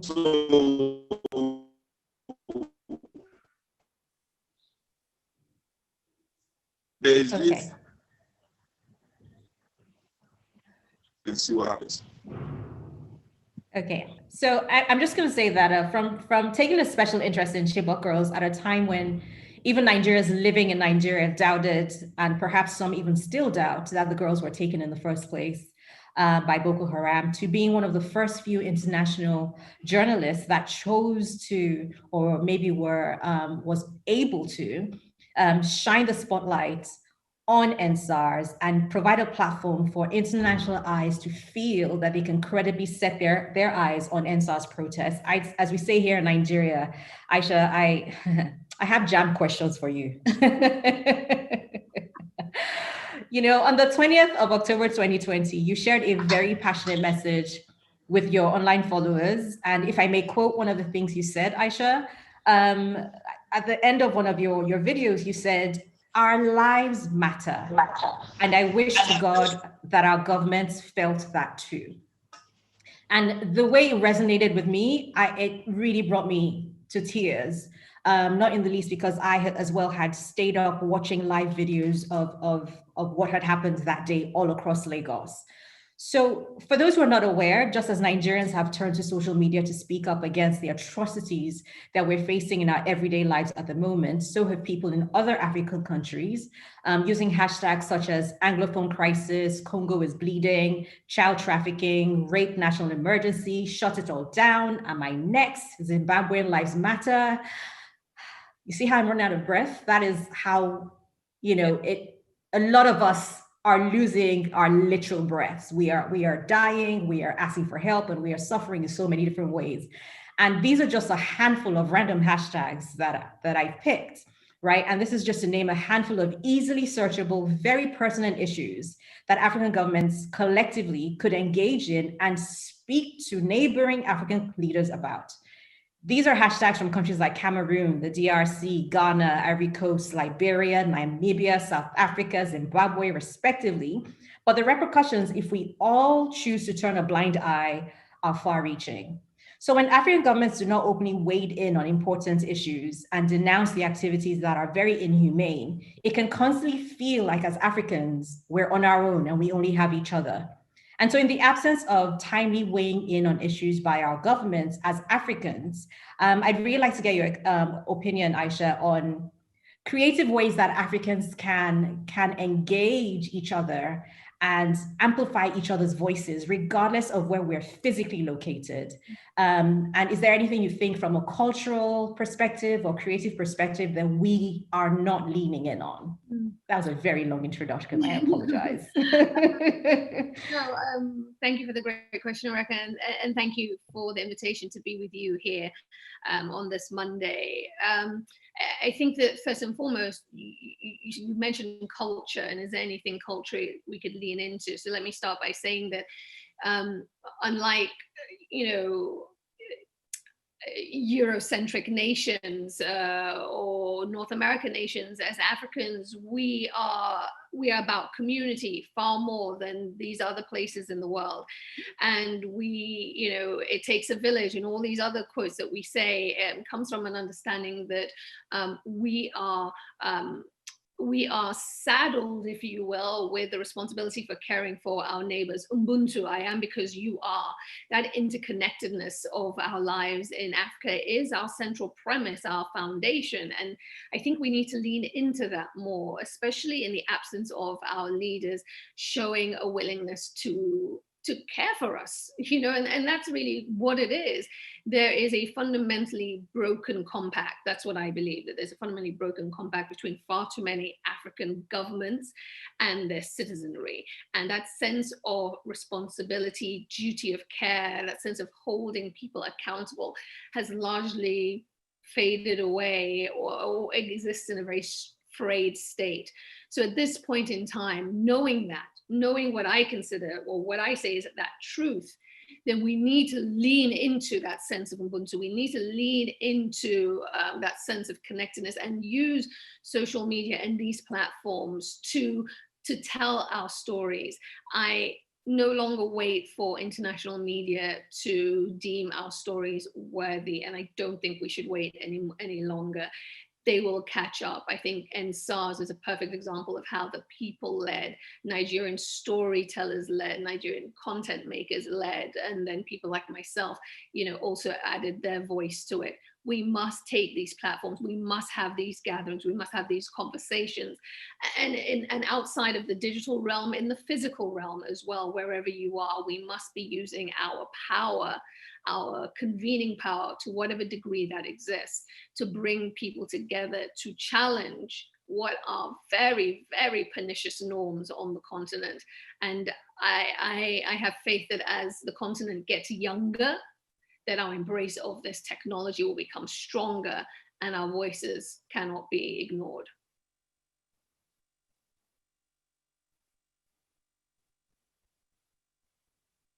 I don't hear you.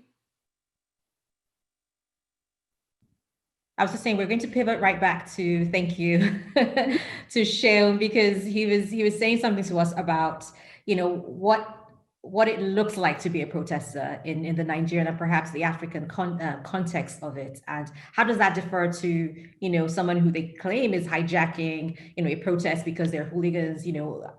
Are we dressed a certain way and that makes us a hooligan? Are we dressed a certain way? Are our demands different? Are we allies when we're asking for things? Do we have the same goals? So Sheol Kuti, I'd really love to hear what you were going to say earlier.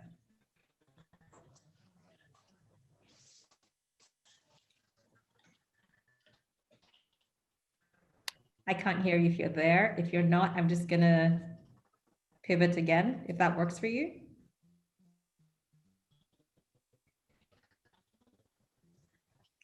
Okay, I'd like to bring in Osas Ighodaro on this one, because you are someone who I have seen at a number of protest grounds, everything from okay, Sheol's here. We can hear you.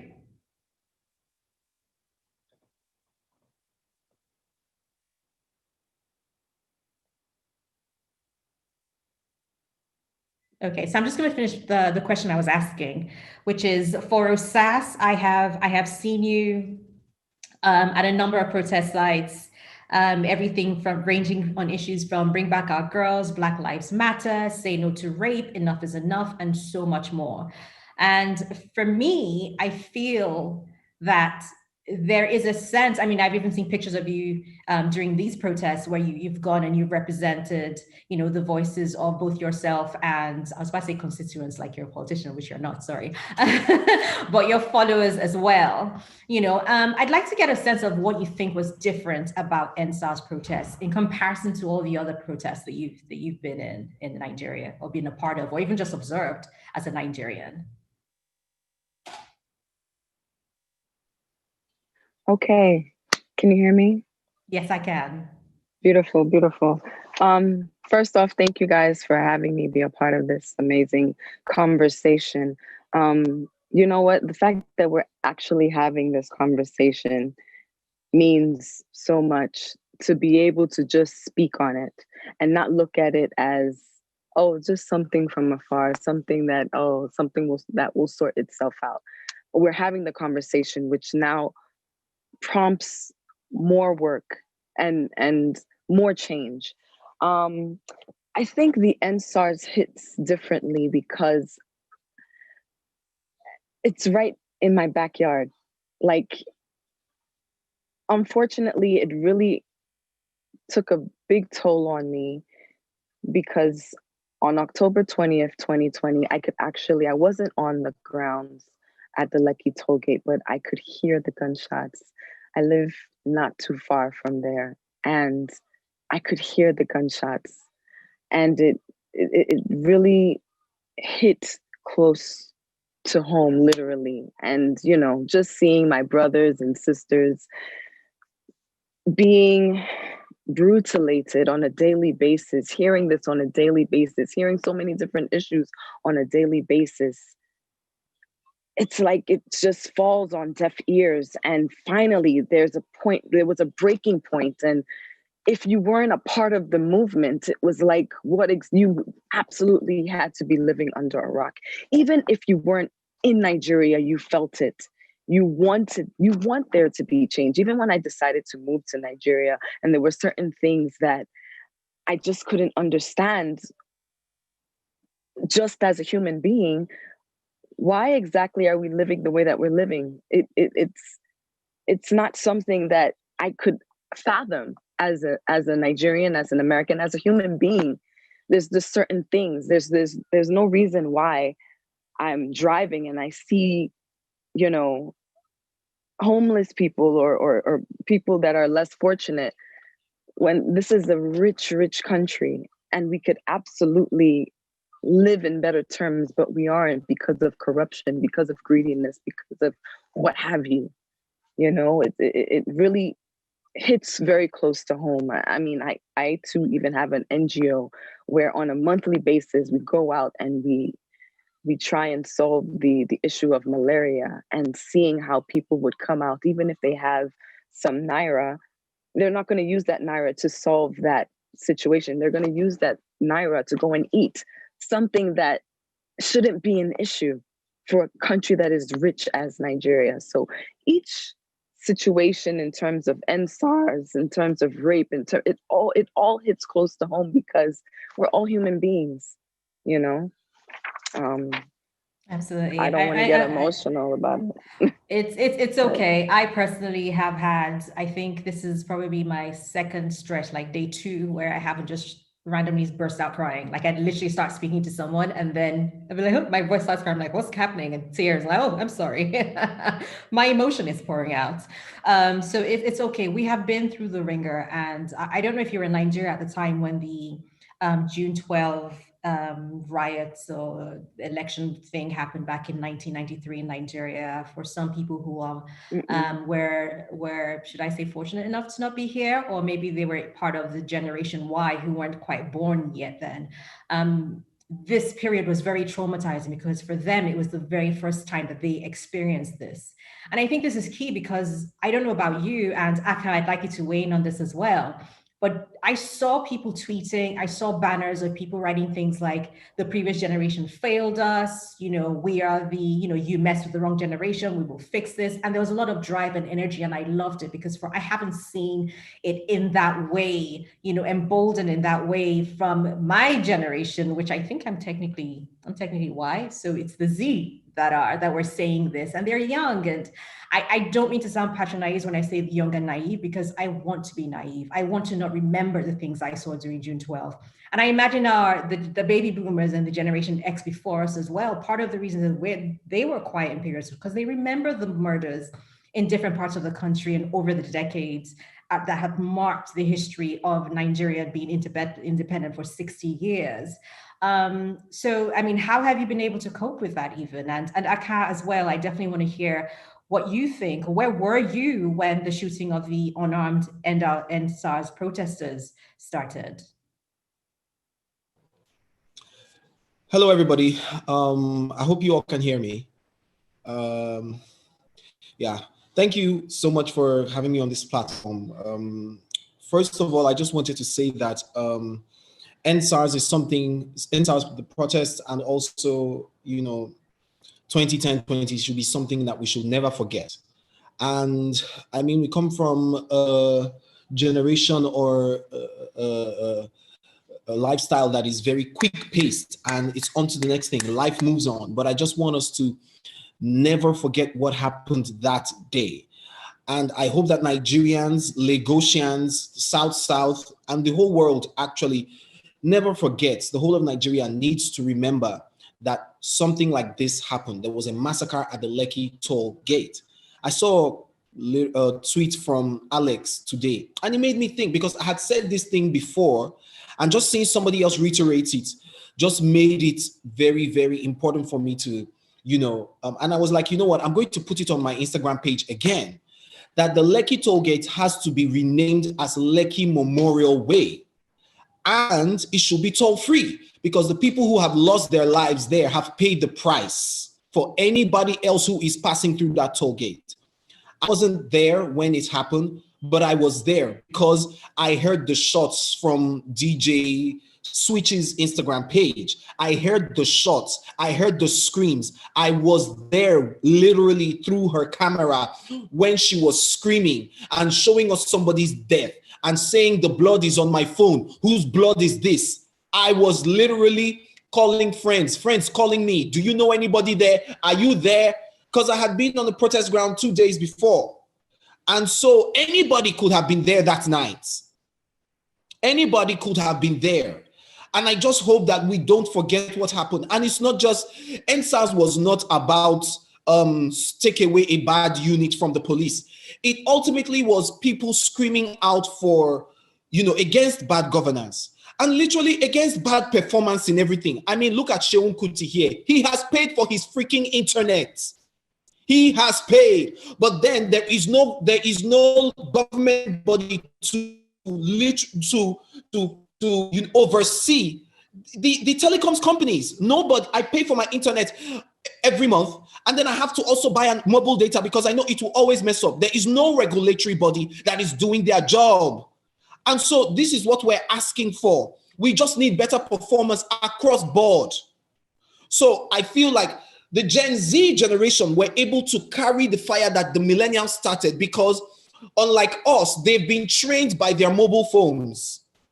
We had some of our parents imbibing us the Nigerian oppressive culture of, don't say to your elder ones when they are wrong. If they are wrong, keep quiet. But they don't have that because they watched Twitter growing up. They had Twitter literally schooling them. They watched Cartoon Network. They watched Hollywood TV. But the truth is that what that has done is that it has exposed them to a better world. It has exposed them to the way things should be. They've seen what obtains in saner climes. And they're like, why can't we have this?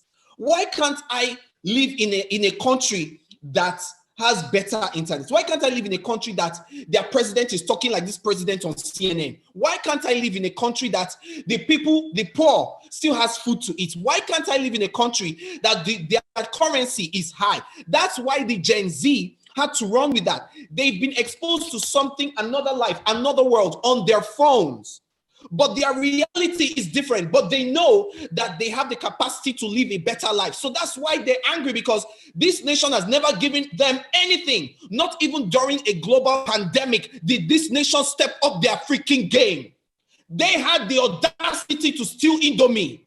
Steal. Indomie. I'm telling you, Corona killed some of their colleagues. In another world or in another government, they will sit up and say, we need to get the health system better. If not for anything, for ourselves, because we can't travel out now. So we need to do it better. They still didn't. So what is the problem? If they cannot even do it for themselves. So the Gen Z, and thank God for them, the Gen Z did that because they've seen that something else persists and they have nothing to lose. Most of the Gen Zs don't have jobs. They've finished school. Most of them are in school, but they can't finish because school is on strike. They have nothing to lose. And some people with jobs are making less than minimum wage. We can't afford to act like not happen, move on. Aka, you're gonna get me riled up. The younger sisters and people onto fighting a fight we should have ended. The man should have gotten that shit done. Aka, you're going to really get me riled up. So I think I should beg your internet service providers to take the gates and stopping from the press. I blame them, even though it's not right, but I don't blame them because they saw oppression. Yes. I mean, as a Nigerian, I personally feel like I'm used to being ignored. We have issues, and from time to time, we feel galvanized to come out and peacefully make our grievances known. For the most part, we're either ignored by authorities or they give us crumbs to sort of pacify us temporarily. They placate us, we go home feeling tired, but then thinking, well, at least we tried. And then we give up.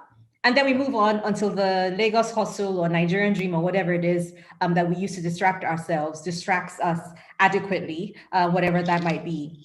Now, this period of NSARS has been very interesting because I remember earlier this year when Big Brother Nigeria was on and it reported, well over 900 million votes were cast.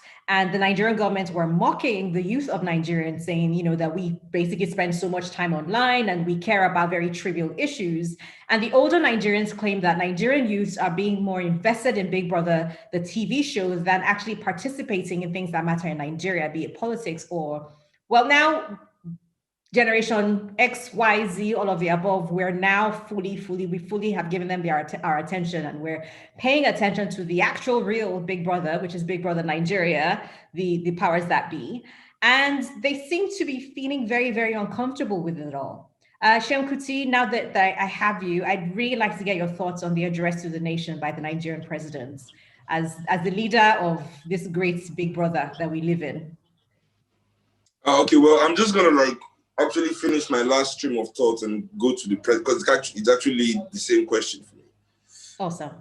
So, you know, the thing is, we organized our protests in Lekki, we organized in Alausa, but we failed to organize our brothers and sisters in all the other far-reaching areas of Lagos. You understand? And we kind of assumed that they will follow protocol. You know what I'm saying? So it's not everybody that could afford to get to Lekki or get to Alausa, but that does not diminish their right to be angry at the government of Nigeria. It does not diminish and also there's no regulation to how this relationship will be expressed and everything. You know, so as soon as I got back to my house that day and the government was giving their speech, the government was in a way threatening the people of Nigeria in a subtle kind of to say, trying to answer you, but you are becoming worse. You know, for me, that's not the way to listen to your people speak. You know, for me, it wasn't about NSAS. I think the people of Nigeria wanted to end oppression. And what our president gave us that day was an oppressive speech, you know. And really, when it comes to oppression, sorry, my my dog is so troublesome. Yeah, go outside. Out. Sorry, my dog. So there's a way to be like, oh, my children are hurting. I'm sorry we've been disconnected. We can do better. What can we do? But first, we're going to tell you the truth about what happened. But what we saw was a government that was in denial of the situation in general. So still, we don't have the truth. And this is why I don't want the young people to engage with government, because for us to engage with the government has to start with the truth. So what happened? So we are engaging to know who did that thing wrong. This is the only reason to engage. But we are engaging right now where both the protesters and the government are perpetrators of something.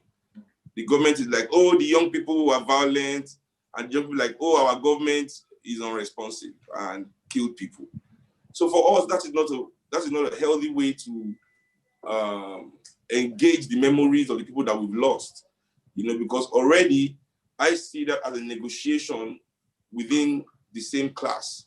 And not a negotiation that means we want to exchange ideas, but negotiation as in negotiation of interest. Okay. The Nigerian middle class, in a way, criticizing young people for being violent during the protest in the inner cities, right, means that we are still putting things over people. The conversation in Nigeria right now cannot be about the things that were destroyed over the people that were lost. And I tell you categorically, I being somebody that has listened to everybody in the grassroots of many of the areas where there was this violence, I have found out that the government of Nigeria is refusing to accept that everywhere the people actually went to burn the police station or be really, really violent, the authorities had killed people there. So be it in Orile, be it in Igodo, be it in Ojo, in any of these areas where they say they had this spark of violence where people actually went and threw bombs and stuff at the police station, they had killed people there. So this is the part of the narrative that nobody is even talking about. And for me, when people are even talking about the Lekki massacre, I'm like, what is Lekki? People were killed all over Lagos. A boy still came to my house 4 days ago that was shot in the stomach in Ikeja. He was lucky, he was a through and he missed his organs, but he went right through like there and came out like there. So, so many people lost their lives these past few weeks in Lagos. And the annoying thing, the most interesting thing right now is that the police have refused to come out on the streets to do their jobs. So this for me is the most interesting part of it. It shows that the executive is still trying to punish the people of this country for speaking up for their rights. So it's not even about the president's speech, but that the people of this country are still not really being listened to. People are on the panel of inquiry. When my father's house was burnt in 1977, the first thing the government did was to create a panel of inquiry. And at the end of it, they said it was unknown soldiers. So my family has made the mistake of engaging the federal government without admitting who is wrong first. That, okay, this panel is to know what to do about who is wrong. Immediately we engage the Nigerian government, every day for them is a day to muddy the waters, manipulate the stories. And the fact of it is, if there's a panel to discuss police brutality in Nigeria, then we'll be there for 10 years. Everybody in Nigeria has been brutalized at some point. Maybe except the elite with their police security and things like that. So for me, it's a real wide-ranging issue why people are called hooligans for protesting. Because in Nigeria in general, poor people are silenced. Poor people have no rights to express themselves. How dare you? You're a hooligan. But our senators and government officials express themselves with violence all the time in this country. All the time. Authority. The funniest part is just in the last election, the present deputy speaker of the House of Representatives seized the mace and ran away with it. You know, and that when I saw the picture of these young boys in Isaleko that stole the staff of office of the Oba and were running away with it kind of looks similar to me, you know. I mean, if one person can steal the base of the country, the maze, our base in the most hollow chamber of our democracy, and he's promoted, I mean, why should we blame anybody for stealing the staff of office of the Oba? Yeah. I mean, not that we're encouraging people to commit crimes. We're not encouraging people to kill, to steal, or anything that basically harms another human being. But we do, like you rightly said, Sheil, have instances where people that we have elected into office have, you know, beaten people live on camera and nothing has happened. We have seen situations where I remember there was someone who beat up a woman, and the CCTV camera caught it all, and he's still in office. And at the same time, it's not even a right or wrong issue. For me, I'm not saying it's right or it's wrong. It's cause and effect. Right. It's a cause and effect thing. So I'm not saying people go. I, for one, I don't like violence. Like, it's a last resort for me. You know, growing up in the house I grew up in, I really understand the nature of violence. So. And some of the areas you mentioned earlier as well, like Orile, these were people did die there, and these are places in Lagos, just for our international audience who might not be aware. Yeah. I also make a point of letting people know that Lekki massacre was frightening, but if there's one thing that happens out of that we can say thank God or be fortunate and thankful for, it would be that DJ Switch, people like Godson and others that unfortunately I didn't get to see their videos live, had a mobile phone with them and were able to record it live and say, hey, look at this before the narrative changes. But then I think about the other areas from Alausa to people in Mushin, different parts of Ogumosho and Abuja, where maybe they didn't have the kind of device that could have filmed it to show what's happening live, or they didn't have the social media following to amplify those voices. And this is something for Sheil and Aisha as well, if you can pipe up, please, and let me know your thoughts about how people in remote areas, the people who are underserved, can find, for lack of a better phrase, a creative way to get their realities out there so that we can see it, and what we can do more to amplify their voices through documentaries or to documenting their encounters in any kind of way. If you, Sheil or Aisha, have any thoughts about this, I would love to hear it. I do, but I'll let Aisha go first. Okay. Thanks, Shane. Listen, I think that, you know, another one of the reasons why the NSARS movement was able to gain traction internationally was because, and I said it previously in my first answer, the Nigerians who came out and posted and shared the videos they saw of what were people getting into what looked like government cars, and these were supposedly, you know, protesters, but yet they were getting into black SUVs. Like, people could see for themselves what was playing out and the smoke and mirrors that was in operation. I think when I think about other places that are in a state of turmoil right now, whether it's from DRC or to Cameroon or to Guinea, one of the things that those places have not had is the deluge of images and people's voices putting out that content. And so you cannot underestimate the importance of that person sitting in that remote corner, capturing, documenting what they're experiencing and putting it out. It's about critical mass, and it's about more and more people reinforcing, and, you know, obviously the images lining up and telling one consistent story, and people go, this isn't a one-off. I saw that video and I saw that video, and it all ties together. We need more of that. A lot of people have said to me, why aren't you speaking out about various other places? It's about access, it's about images, and it really, you cannot stress enough to people, whether it is in Nigeria or it is in these other parts of the continent, the way to do this is for everybody to see their phone as their best friend. I mean, you cannot overestimate the importance of this device today and how it has the ability with critical mass to show the truth and to pull away the veil.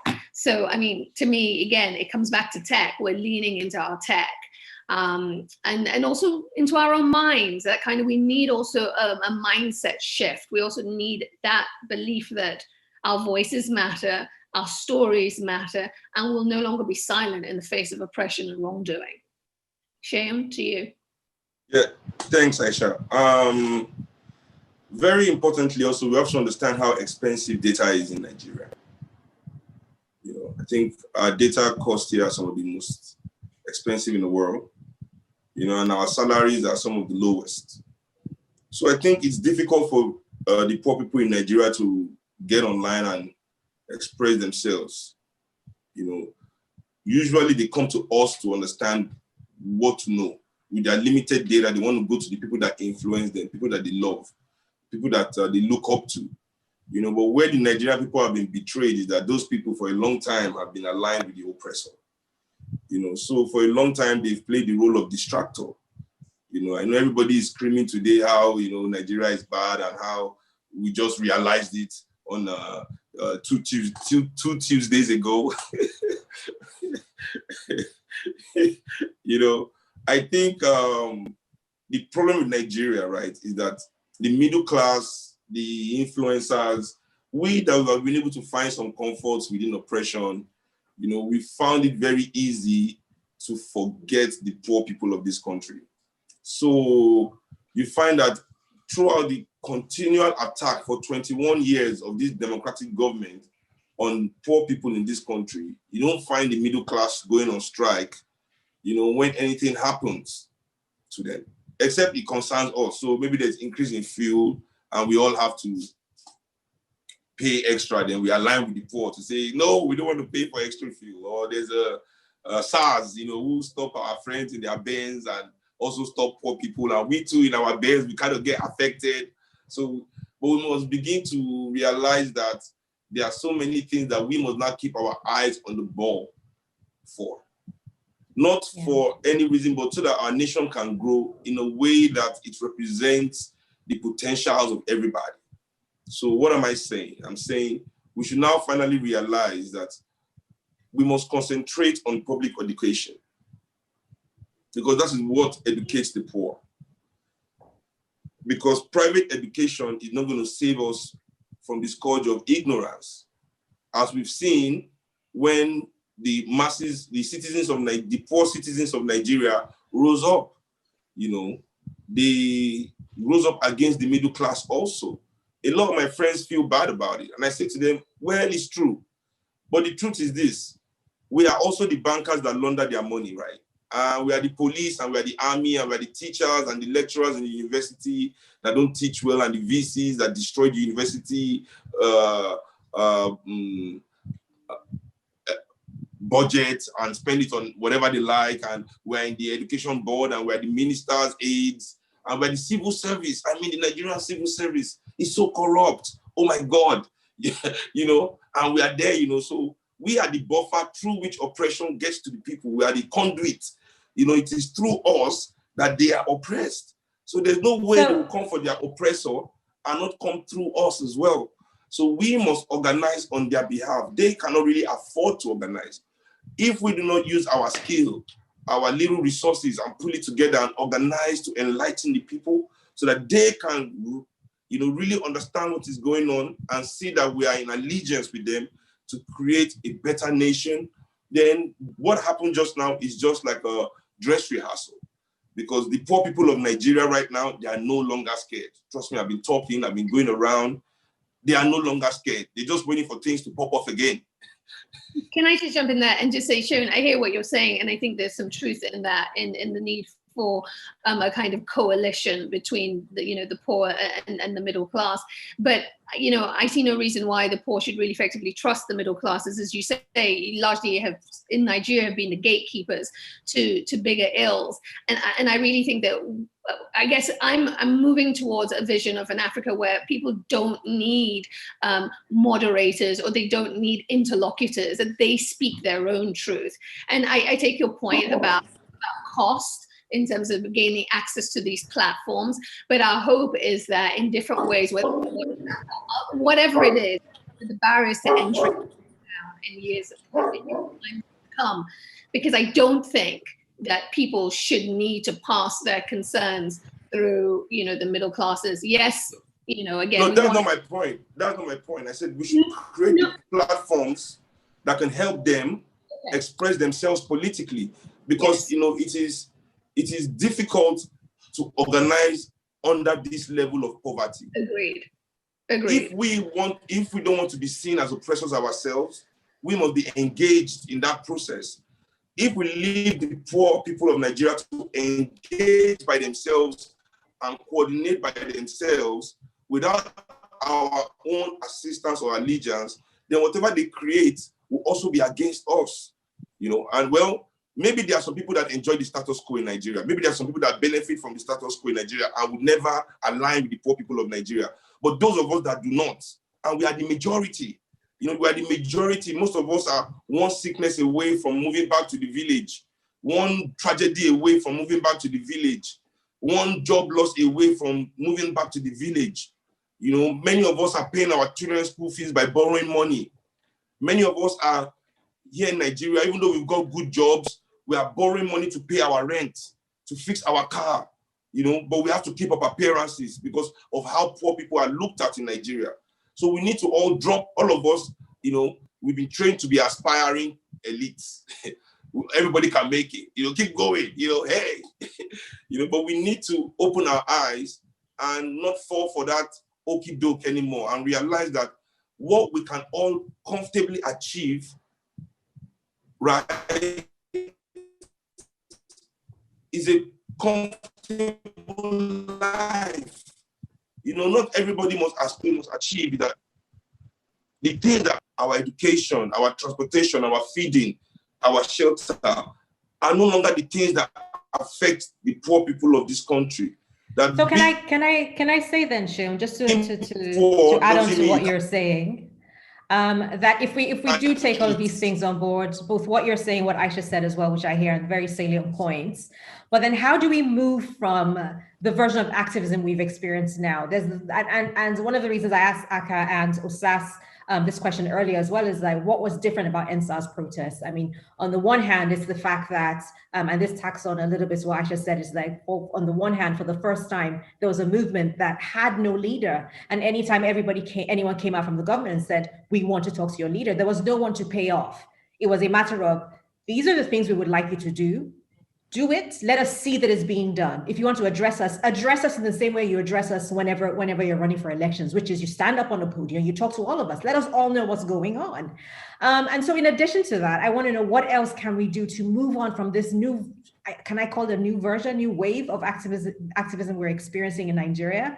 And how can we integrate that in a way that the government can make real changes for us? And also adding on to what Aka said earlier, how do you think we should try and engage with our baby boomers and Generation X to have them understand that it's okay to ask questions of your elders without them thinking we're being disobedient or rude? Because as Africans, some African countries or regions have this culture of respecting your elders without question. And when you do, you're being rude. There's a Twitter that went, that's not African. I mean, I grew up not being able to look at my grandma in the eye. I would literally get a smack on the back of my head like, oh, you think we're mates now? You're raising shoulder. I could not look at her in the eye unless she told me to. So how do we engage the people that are older than us and have them listen to us and understand what we're saying without them thinking we're being rude and belligerent? And this is for everybody on the panel. Feel free to jump in. Okay, I'll go first. Fine. I think many Africans were raised by Christians and Muslims that claim to be Africans, right? I'm sorry, this might offend, but I grew up in a really African home, and respect and questioning are not the same thing. And, my dad we couldn't even call my dad anything but his name, So for me, spare the rod and spoil the child is a Christian philosophy. Many people say, oh, it is African, it is un-African to be rude to your elders. But we forget that the African elder had certain responsibilities. There were certain behaviors that the African elder had to, first of all, encompass before he could demand respect from young people in the community. It is a cop-out when people suddenly say, oh, it is un-African to talk back to your elders, to be rude to your elders. Being rude in general is just wrong. You know, if there's an elder I want to talk to, I can tell you what I want to say. I don't have to be rude to you. You know, and for me, sorry, I feel like I've never seen expressing myself as being rude and un-African. I think that maybe the way you see it might be slightly different. And I want to get Osas's take on this as somebody who is Nigerian, has lived in the States and moved back. Osas, that transitional period where you're interacting with certain Nigerian elders, were you told you were being rude because you just moved back and people listen to you, or were you told that's not our culture? It's a culture shock, honestly. It was a culture shock for me when I moved back to Nigeria. There are certain aspects of life, there are certain things that you just don't do just based off of culture. And till to this day, I'm still trying to figure it out, you know? Maybe you start off the conversation with, please know this, but, you know, I don't think this was right. Or, you know, there's always a polite way of putting, of getting your point across. But I feel like, and I don't want to be rude and I don't want to offend anybody, but can you really teach an old dog new tricks? If they have that implemented in their minds, as you can't now speak to an elder a certain way. And we're seeing that if we're now peacefully protesting and telling you these are the changes that need to happen for the betterment of everyone, and you feel offended that we're even bringing it up, can you really teach an old dog new tricks? And so I am honestly in a point of not knowing how, like, I want to know what the next step is. Like what's next? We obviously have been peaceful. We've obviously have tried to do it the best way possible, but we're still being shut down. I honestly don't even have the answer to that. And you spoke earlier in regards to Big Brother.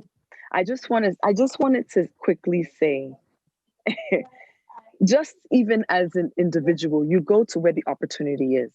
If you see that a country is not giving you the opportunities, you do what you're supposed to do. You go to school, you get a degree, you serve, and you do all that you need to do in order to have that great opportunity. And then there's no opportunity at the end of the road. You go to where the opportunity is. Like, for instance, me, I moved to Nigeria because I found opportunity in the arts. That's why I moved to Nigeria, and I found so many other things from there. But if you're now questioning the youth for not, you know, engaging with politics, and, you know, voting on the Big Brother platform, but not voting in politics, but politics given back to the youth, to the people in general? Have they? They've not seen an opportunity. They've not seen a good life in regards to that. So I always shake my head whenever I hear a question like that. Why would you now vote on Big Brother, but you wouldn't put out the same energy when it comes to politics? Well, when does the politics put out that same energy and making a better life for all Nigerians? Answer that question. And I think another important question as well is, I mean, a lot of creatives have found social media as an outlet, either through Aka's YouTube videos. We have people like Mr. Macaroni who does his skits. Even you, Osas, you have these amazing pictures that you take showing all the different kinds of creativity that exists on this side of the equator when it comes to the entertainment industry, from the makeup artists to your costumes and everything. You literally have full-blown shoots and just dedicated to this is what we are capable of if we just had enough, you know, power, and the talent is here if we had enough support, if the government worked, if anything worked really. And I'd really like to get Aka's take as well as yours on how you think this new conversation around the social media bill might affect the creative industry, bearing in mind that as it is, things like the Nigerian Broadcasting Commission, you also have the Nigerian, what are they called? The ones that regulate the film and video industry in Nigeria, already censor films. I remember movies like Half of the Yellow Sun, even Sugar Rush recently, as recent as December, had experienced delays with their release because there was this fear of either inciting a riot or offending a certain government body. So, and this is again, both to Aka and to Osas, if the social media bill is if its remit is expanded even more, because it already exists, right? Right now, if you say certain things, you can technically be arrested. You know, people can take you to court for what you say, and that exists. But if you expand it any further, how will creators be able to express themselves and show advocacy and support in these kind of moments? Thank you for that question. So I just want to touch on something you asked earlier before I come on to this point about social media, about how we should get to get the older people, older generation to hear what are the things we need to do in passing across our message so they don't think we're rude. I think that the responsibility is not ours for that to happen. They have to be the ones to decide that they want to listen to us. Because the truth is, we need to now realize that we are the ones who are in power. This is a country that has over 80% of its population under 35. So we are the ones who they should be finding out ways to listen to. There's a part of the Bible that says, parents do not anger your children to the point of rebellion or something like that. They are not meant to, I mean, if the older generation has done all this, they should be sitting down to ask themselves, okay, what did we do wrong?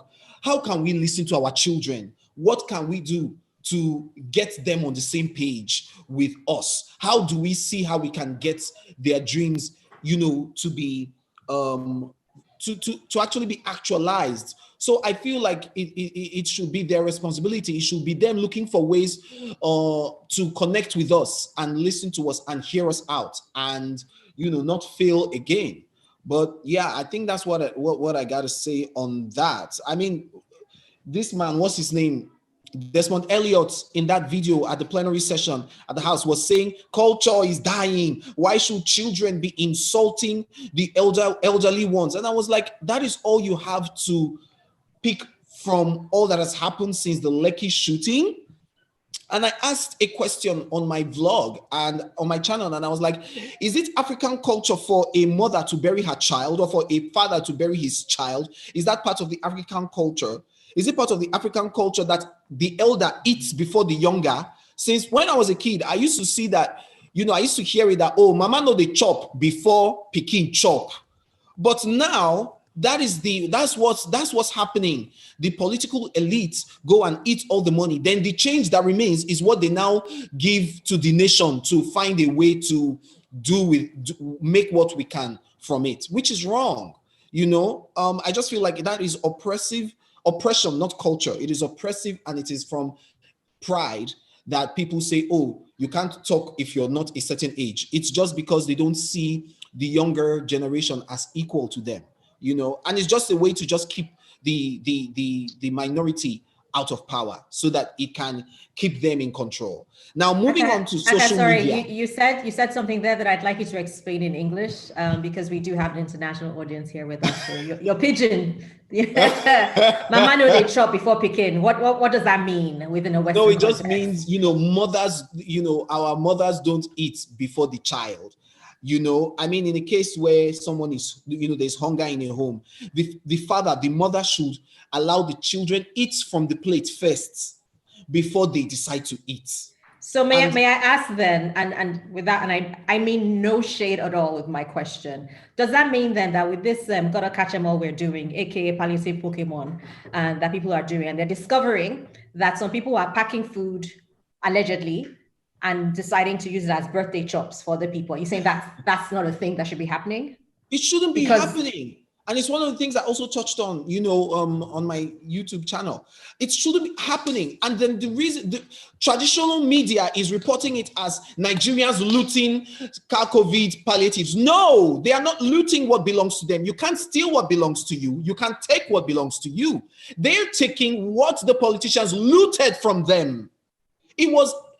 COVID was not even given to them by the government. It was given to them by a group of billionaires who put money together to get these things across to the people, but put it in the hand of corrupt politicians and senators who now decided to use it for their own self-benefit, which is giving it to their constituents to make them get them votes later, not minding if when they're ready to give it out, it would have been expired or not. And then some others now deciding that they will keep it and sell it off at lower prices to people. I mean, in UK, someone just discovered that there's a shop in the UK owned by a Chinese company selling Cacovid Indomie in the UK.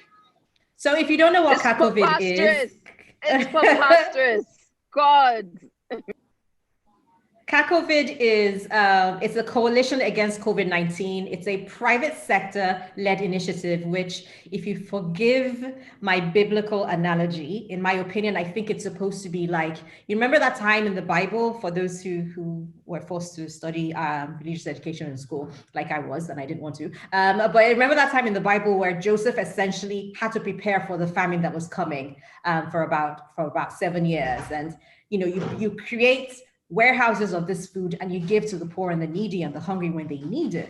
So Cacovid was essentially, in my opinion, a version of that. But now people are discovering that some of this food was being mismanaged or mishandled. Most of the food. Allegedly. Thank you. So Aisha, is this something that you have seen in other countries where people have been very vocal about having access to amenities, especially African countries, and food distribution, especially in times that are so tricky? I mean, COVID is happening for the first time in this region in this way, but there have been other kinds of things that happen in African countries. And have you seen things like this occur? I think each and every time the spotlight has been shone on, I shouldn't say each and every time, but a number of times, and the spotlight has been shone on African countries in the aftermath of a crisis.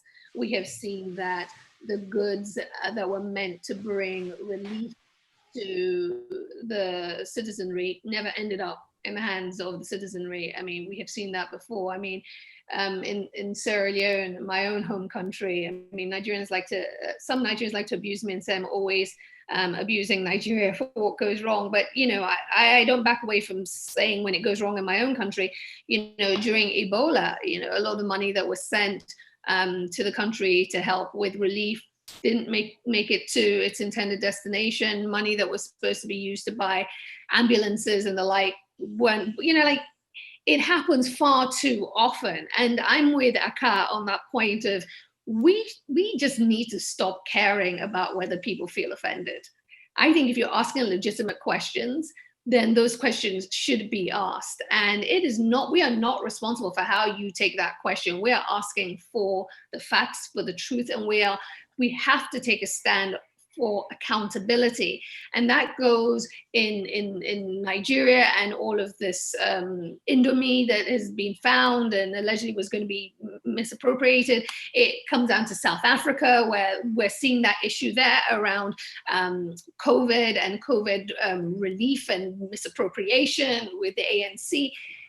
Everywhere that this appears, whether it's with COVID or whatever comes next, we must hold our line and ask the questions. It does not matter if you're younger. You have no immunity to those questions just because you were born before I was. We have every right as citizenry to hold our leaders accountable. And in fact, if you stood you stood in an election and you stood to represent us, then you should be even more ready to face those questions, because that's what you signed up for.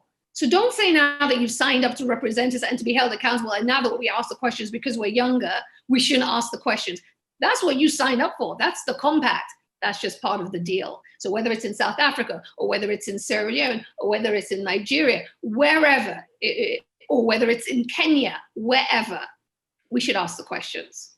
Yeah, and speaking of questions, I mean, it is through questions and conversations that people like you are able to engage with Obianuju, who lost somebody in a way that, I mean, that forever just lives rent free in my brain. And I just like the way people have died in Nigeria in recent times, I will never be able to get that experience out. And her father literally having to go into this river and, just point.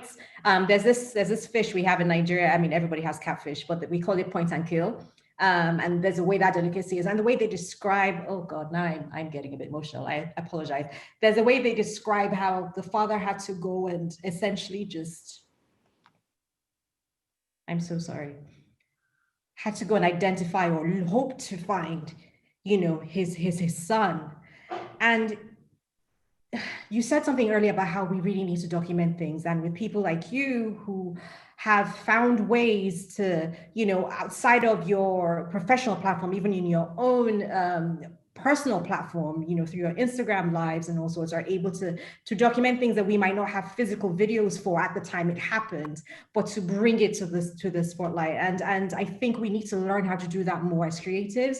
Sheol, for example, currently, and I think throughout his entire career even, has definitely been using music to speak to the issues across Nigeria, and as it affects people. And I know I asked you this earlier, but I just, before we wrap up, just want to really emphasize, and I want to hear from every member of the panel, what more can we do as creatives to speak for the voices who sometimes can't speak for themselves?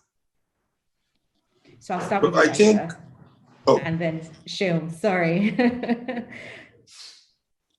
Listen, I think that, you know, during the week-long series in partnership with Bella Niger and AWB was really, it was really difficult after each and every one of those hours, as I spoke to Nigerians from FAO to Aisha Yusufu to Uju, who you just mentioned, whose brother went missing in 2012 and has never returned, DJ Switch. I mean, each and every one of those conversations was difficult, but it was also a reminder of the importance of people with platforms and voices and assigned privilege to use that.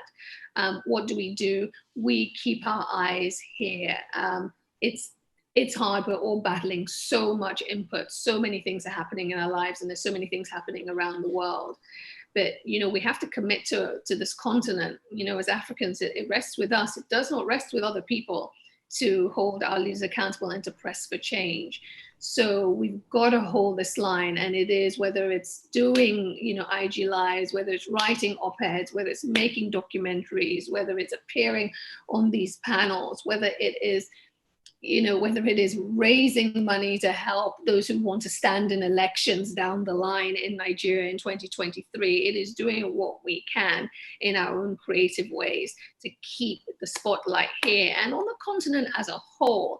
You know, no one person can do this, you know, on their own. It's going to take a community, back to Ubuntu. It's going to come back to us all to connect and keep the light here. And we've just got to, you know, we've just got to, I mean, the stakes are so high, and I just think that the time is now.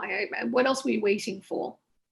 Yeah, and to Sheol, it's the same question. I'm just going to add something onto that. That Sheol, have you heard Burna Boy's song "Monsters You Made"?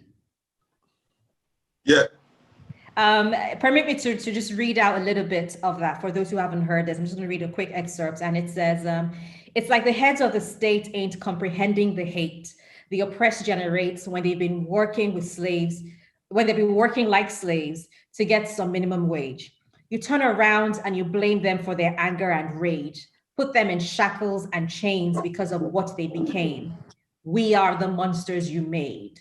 So same question to you, with this context of how, like yourself and a number of Nigerian musicians over the decades, who have found that the quickest way, the furthest way to advocate for the lives of many is to put that in your music.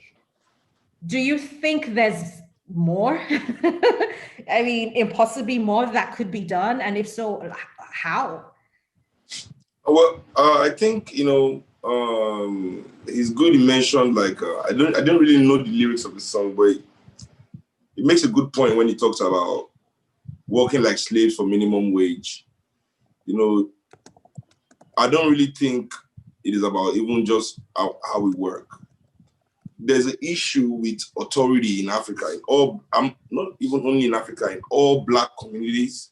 Since we've been under imperialism for like 400 years, we've normalized the slave master and slave relationship.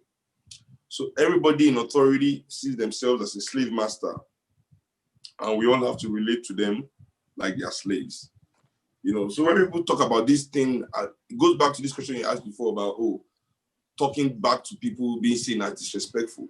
That is not what it means to be disrespectful in African culture. It doesn't mean you are not allowed to speak your mind exactly as is. You understand? Only a slave is not allowed to speak their mind exactly as is. There's no culture in this world that prevents anybody, be it child, adult, from speaking their mind. This is something we learned from our colonialists. And those of us in Europe that were taken away learned it from the slave master. So the colonial masters here, we have to realize, were the people that trained our first doctors. Because we didn't have doctors. Everybody in Africa was a doctor. You knew your leaves, you knew your herbs, except it was really serious that you went to the herbalist. Everybody was their own lawyer. You have a grievance, you go to the chief and you say your mind, the person speaks what happens. We didn't have these professional accountants. So many of the people that run our societies today, their first contact was with colonialists who hated them, but who normalized that hate as a sort of training. You understand? So all of us now in Africa, once we're in a position, even to many people go to their homes and they don't allow their children talk to them. Their children are not allowed to, as they say, talk back. Even in our homes, we normalize the slave master relationship between the parents and the children. And that is where it actually starts from, So for me, I think it is not about us only singing these songs or trying to say we want to set a protest stage for people to come and, no, we must actually fight oppression in all its forms in our society. We must stand up to say, okay, fine. The biggest problem with our society today is the dehumanization of the people by both political and business elites. And we, as the people of this country, see what we have to see. These people cannot change. There's no negotiating with them. There's no reasoning with them. We are the only ones that can change our ways. And we must change our ways now, to align with the people and end domination in our society. I think that is the key thing we have to key into, stop the dehumanization of man in our society. Thank you. And I'm going to move on to Aka now, because we've talked, I'm trying to focus as we close on ways that different creative people can make an impact on the things that we experience as Africans. And Aka, I know that your family is one of just amazingly talented people. Your wife is an artist and she paints, she draws, she does artsy things that I pray that God will someday give me the power to do. And I bring her up because during the NSAS protests, especially the Lekki ones, there were a group of artists that actually went there, and their version of joining into the protests were painting. They painted live and people could buy pieces of art right there. And for the ones that they didn't fully sell that day, they then put it up online for people to buy. And 100% of the proceeds went towards funding, the NSARS movement, to everything from medical and legal aid and things. And I'd just like to hear your take on what you think creatives, whether you're a painter, sculptor, a YouTube creator, TikTok person, whatever it is that you feel God has given you as your own personal talent, how do you not bury it in the sand? How do you speak up for your generation? And also very important, how do you bring previous generations in through the work that you do? I know we're running out of time, so I'm going to be very quick and go straight to point. So I feel like, and I've been saying this before now, this generation of celebrities and influencers, the burden of this generation rests on our backs, and we cannot afford, hear me clearly when I say, we cannot afford to be about just the glitz and the glam, because we don't have, it's too expensive. If all we're doing is posting nice photos, going for photo shoots, putting up our events, but when it comes to social issues, when it comes to activism, when it comes to speaking out, we keep quiet because it will upset the look and feel of our platform, of our Instagram page. It will upset the pocket. It will upset the brand that wants to pay for our outing. We need to realize that burden rests on us. And I'm saying this because I'm in the entertainment industry and I know how it is. why a lot of us are silent when it comes to this is sometimes until you reach the neck like this, or when people call them out, they now start talking. But the truth is, we need to realize this generation we don't have the luxury. We need to get that luxury for 2 generations down the line that will have the glitz and glam that we have paid for. But for right now, I feel like we have an opportunity that all of us need to fight and speak up and use our platforms to the best of, because you asked the question about, what the social media bill means and how it will affect. It's not going to affect it. Let me tell you, it's going to kill it. The social media that we have today is going to die. You know why? Because they found a way to control and shut up the traditional media. And all they want now is to control or kill social media, because they've seen that that's the only way that the voices of the people can be heard. And that's where the voice of the people matter. Nobody's on TV anymore. They don't have power to watch TV. They don't have, electricity to watch TV. And then the TV stations aren't even, putting out content that is enlightening anymore. Everybody's turned to their phones now. And so they know that that's the next point of call, because they feel that social media will keep them in. If social media persists and people use it, it will take them out of power. They want to control and conserve their status. So I feel that every influencer, every celebrity has to apportion a quota of their life's work to speaking out, because the truth is nobody in Nigeria is wealthy. Nobody. Like Seun said, you're just one sickness away, one havoc away, one bad road away from being in the same situation as the poor man, and we all need to realize that. Okay, I very quickly want to ask Osas something, and which is following on from what Aka has just said about celebrities. I had a whole section of questions around celebrities, but we can't get into that now. But in the abroad, in the diaspora, we have seen how different celebrities have been able to advance their careers, usually by engaging in things that involve some level of media training. Osas, as an actress, amongst all the many other hats that you wear, do you think Nigerian celebrities that this is the time when we should engage not in media training where we just learn how to take pictures or whatever, but learn about the most basic things like Nigerian law, so that using our platforms we can be a source of information when we choose to use it for our followers? Absolutely, most absolutely. Before you even asked that question, some of the changes that I feel that we all should do moving forward was to be knowledgeable on certain things that can move this country forward.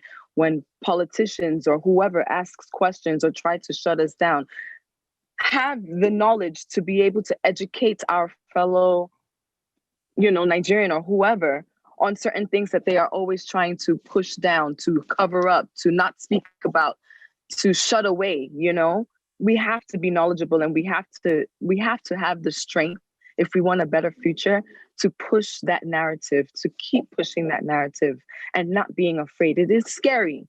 I'm not going to lie. It is very scary. There's certain things that, you may wince at, or am I going to be able to post this and not get ridiculed or whatnot? But at this point, you have to look at it that people died. People died on the line for a better Nigeria.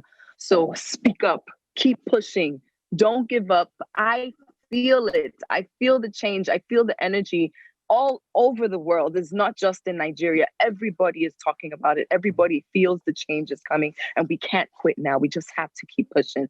Get that PBC. I know it's far. When I first heard, okay, you know what, the next step of change is to get your PBC and make sure that you vote. I know it's far. It's far. I want change now. I want change yesterday, but it's a step at a time. Unfortunately, whenever they say, we want to change Nigeria, and politicians say we want to do this and we want to do that, but it takes time. But when it comes to certain things like taking COVID stuff, you don't take time to put those in warehouses and not give it to the people. So I just feel that our priorities need to be on point, and that's on every level. So definitely get your PVC, definitely push through. Thank you. Yeah, I just need to say something real quick. We don't got feel like time. We don't got people in the time. South We have to need keep this conversation on we need online. to just 10 seconds. 10 seconds. 10 seconds, because I have one final question. We need to ask our northern. Yes. Pay your internet bill. We need to ask our northern brothers for forgiveness. Pay your internet bill. We cannot push for change, or we can't. He has paid it now. Can you hear me now? Can you hear me now? We can hear you now. Good. So I'm saying we need to ask our for forward. It sounds like you're stuttering, and you've used up my 10 seconds, Aka. So we're going to keep this conversation going online. It sounds very important what you're saying, actually, and I know I'm joking, but it's just we've run out of time. You mentioned PVC earlier, Osas. For those who don't know what that is, it is a voter's card. It is what we need here in Nigeria in order to vote. Speaking of voting, I know that there are many, many other organizations right now that are popping up trying to help with the movement and advocacy in Nigeria. One of them is Feed Lagos, which is basically they're like soup kitchens that are popping up, and their goal is to feed, educate, empower, and develop.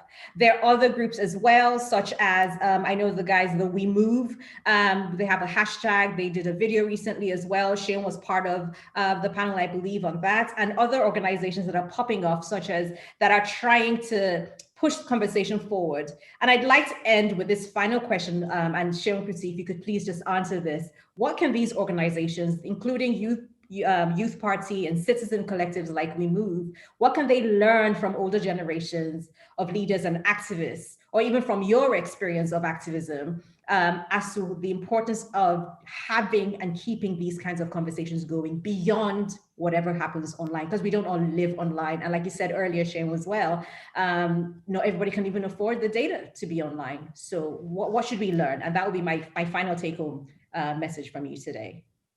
Is that we cannot let what happened in 2012 continue to happen, whereby we galvanize the energy of the people and then we let the existing oppressors take advantage of it for themselves. What am I saying? I'm saying that whatever happens now, we the Nigerian people must organize ourselves to take power. You know, what we've seen all over Nigeria, you know, is that the Nigerian people have cast the vote of no confidence in this government. And all the elites right now are planning to use us to come back, you know. So we must be the ones, you know, to create the new platform for the new leadership of this country. Organize, organize, organize. That must be our next step. Not socially, but politically. That must be the next step, or else everything we've done right now will be in vain. Thank you so very much for that. Thank you to everyone who's been on this panel, who sent questions in, who's watched, who's tweeting. Don't forget, we're going to keep this conversation. As you can see, we just don't have enough time. But if you have the data and you can, join us on social media, Africa's Soft Power and the Africa Center. Find us Twitter, Facebook, YouTube, we're there. Let's keep this conversation going. Let's move things forward. And there's a final thing I'd also like to say from my own perspective is, as you've heard, as creatives, we are able to impact change through music, through arts. Arts can be film, it can be painting, it can be creating pattern on clothes and textiles that you offer up to the community to use. Let's do Ashwebi, NSAS Ashwebi, whatever you feel like doing. You know, it doesn't start and end online. The future we want is us. The past that we've lived through is us. Our bloodlines, everything that we are Nigerians, we are Africans, and a lot of the times all we have is each other. And we have to find ways to keep hope alive and keep speaking for and keep living for and keep fighting for each other. Okay, so that's it for me. Thank you so much. I know we use a lot of your time. If Aka wants to take up 10 seconds before NEPA off lights in my house, you can try, Aka, but we done. No, I just wanted to say, I feel like, you know, the people in the South, all of us need to, just move on with our northern brothers. You know, for years and years, they had been dying. There had been death there. There was literally genocide, and nobody because it was uncomfortable. We didn't want to talk about it. We knew, but we didn't do anything. And now the thing don't reach our domot, you know. I feel like for us to move Nigeria forward, we all have to what move. is domot? We don't have 10. Oh yeah, take it online. Please take it online. We don't have time. We don't have time. Which one is domot now? Okay, it has reached our doorstep. We all have to move as one Nigeria, North and South, fight against oppression. You know, like I said, just, you know, we need to bring our Northern brothers into this fight, Northern brothers and sisters, and we have to ask them for forgiveness. We are one, you know? So that's what I got to say, you know. The end. Drop mic. Thank you so much.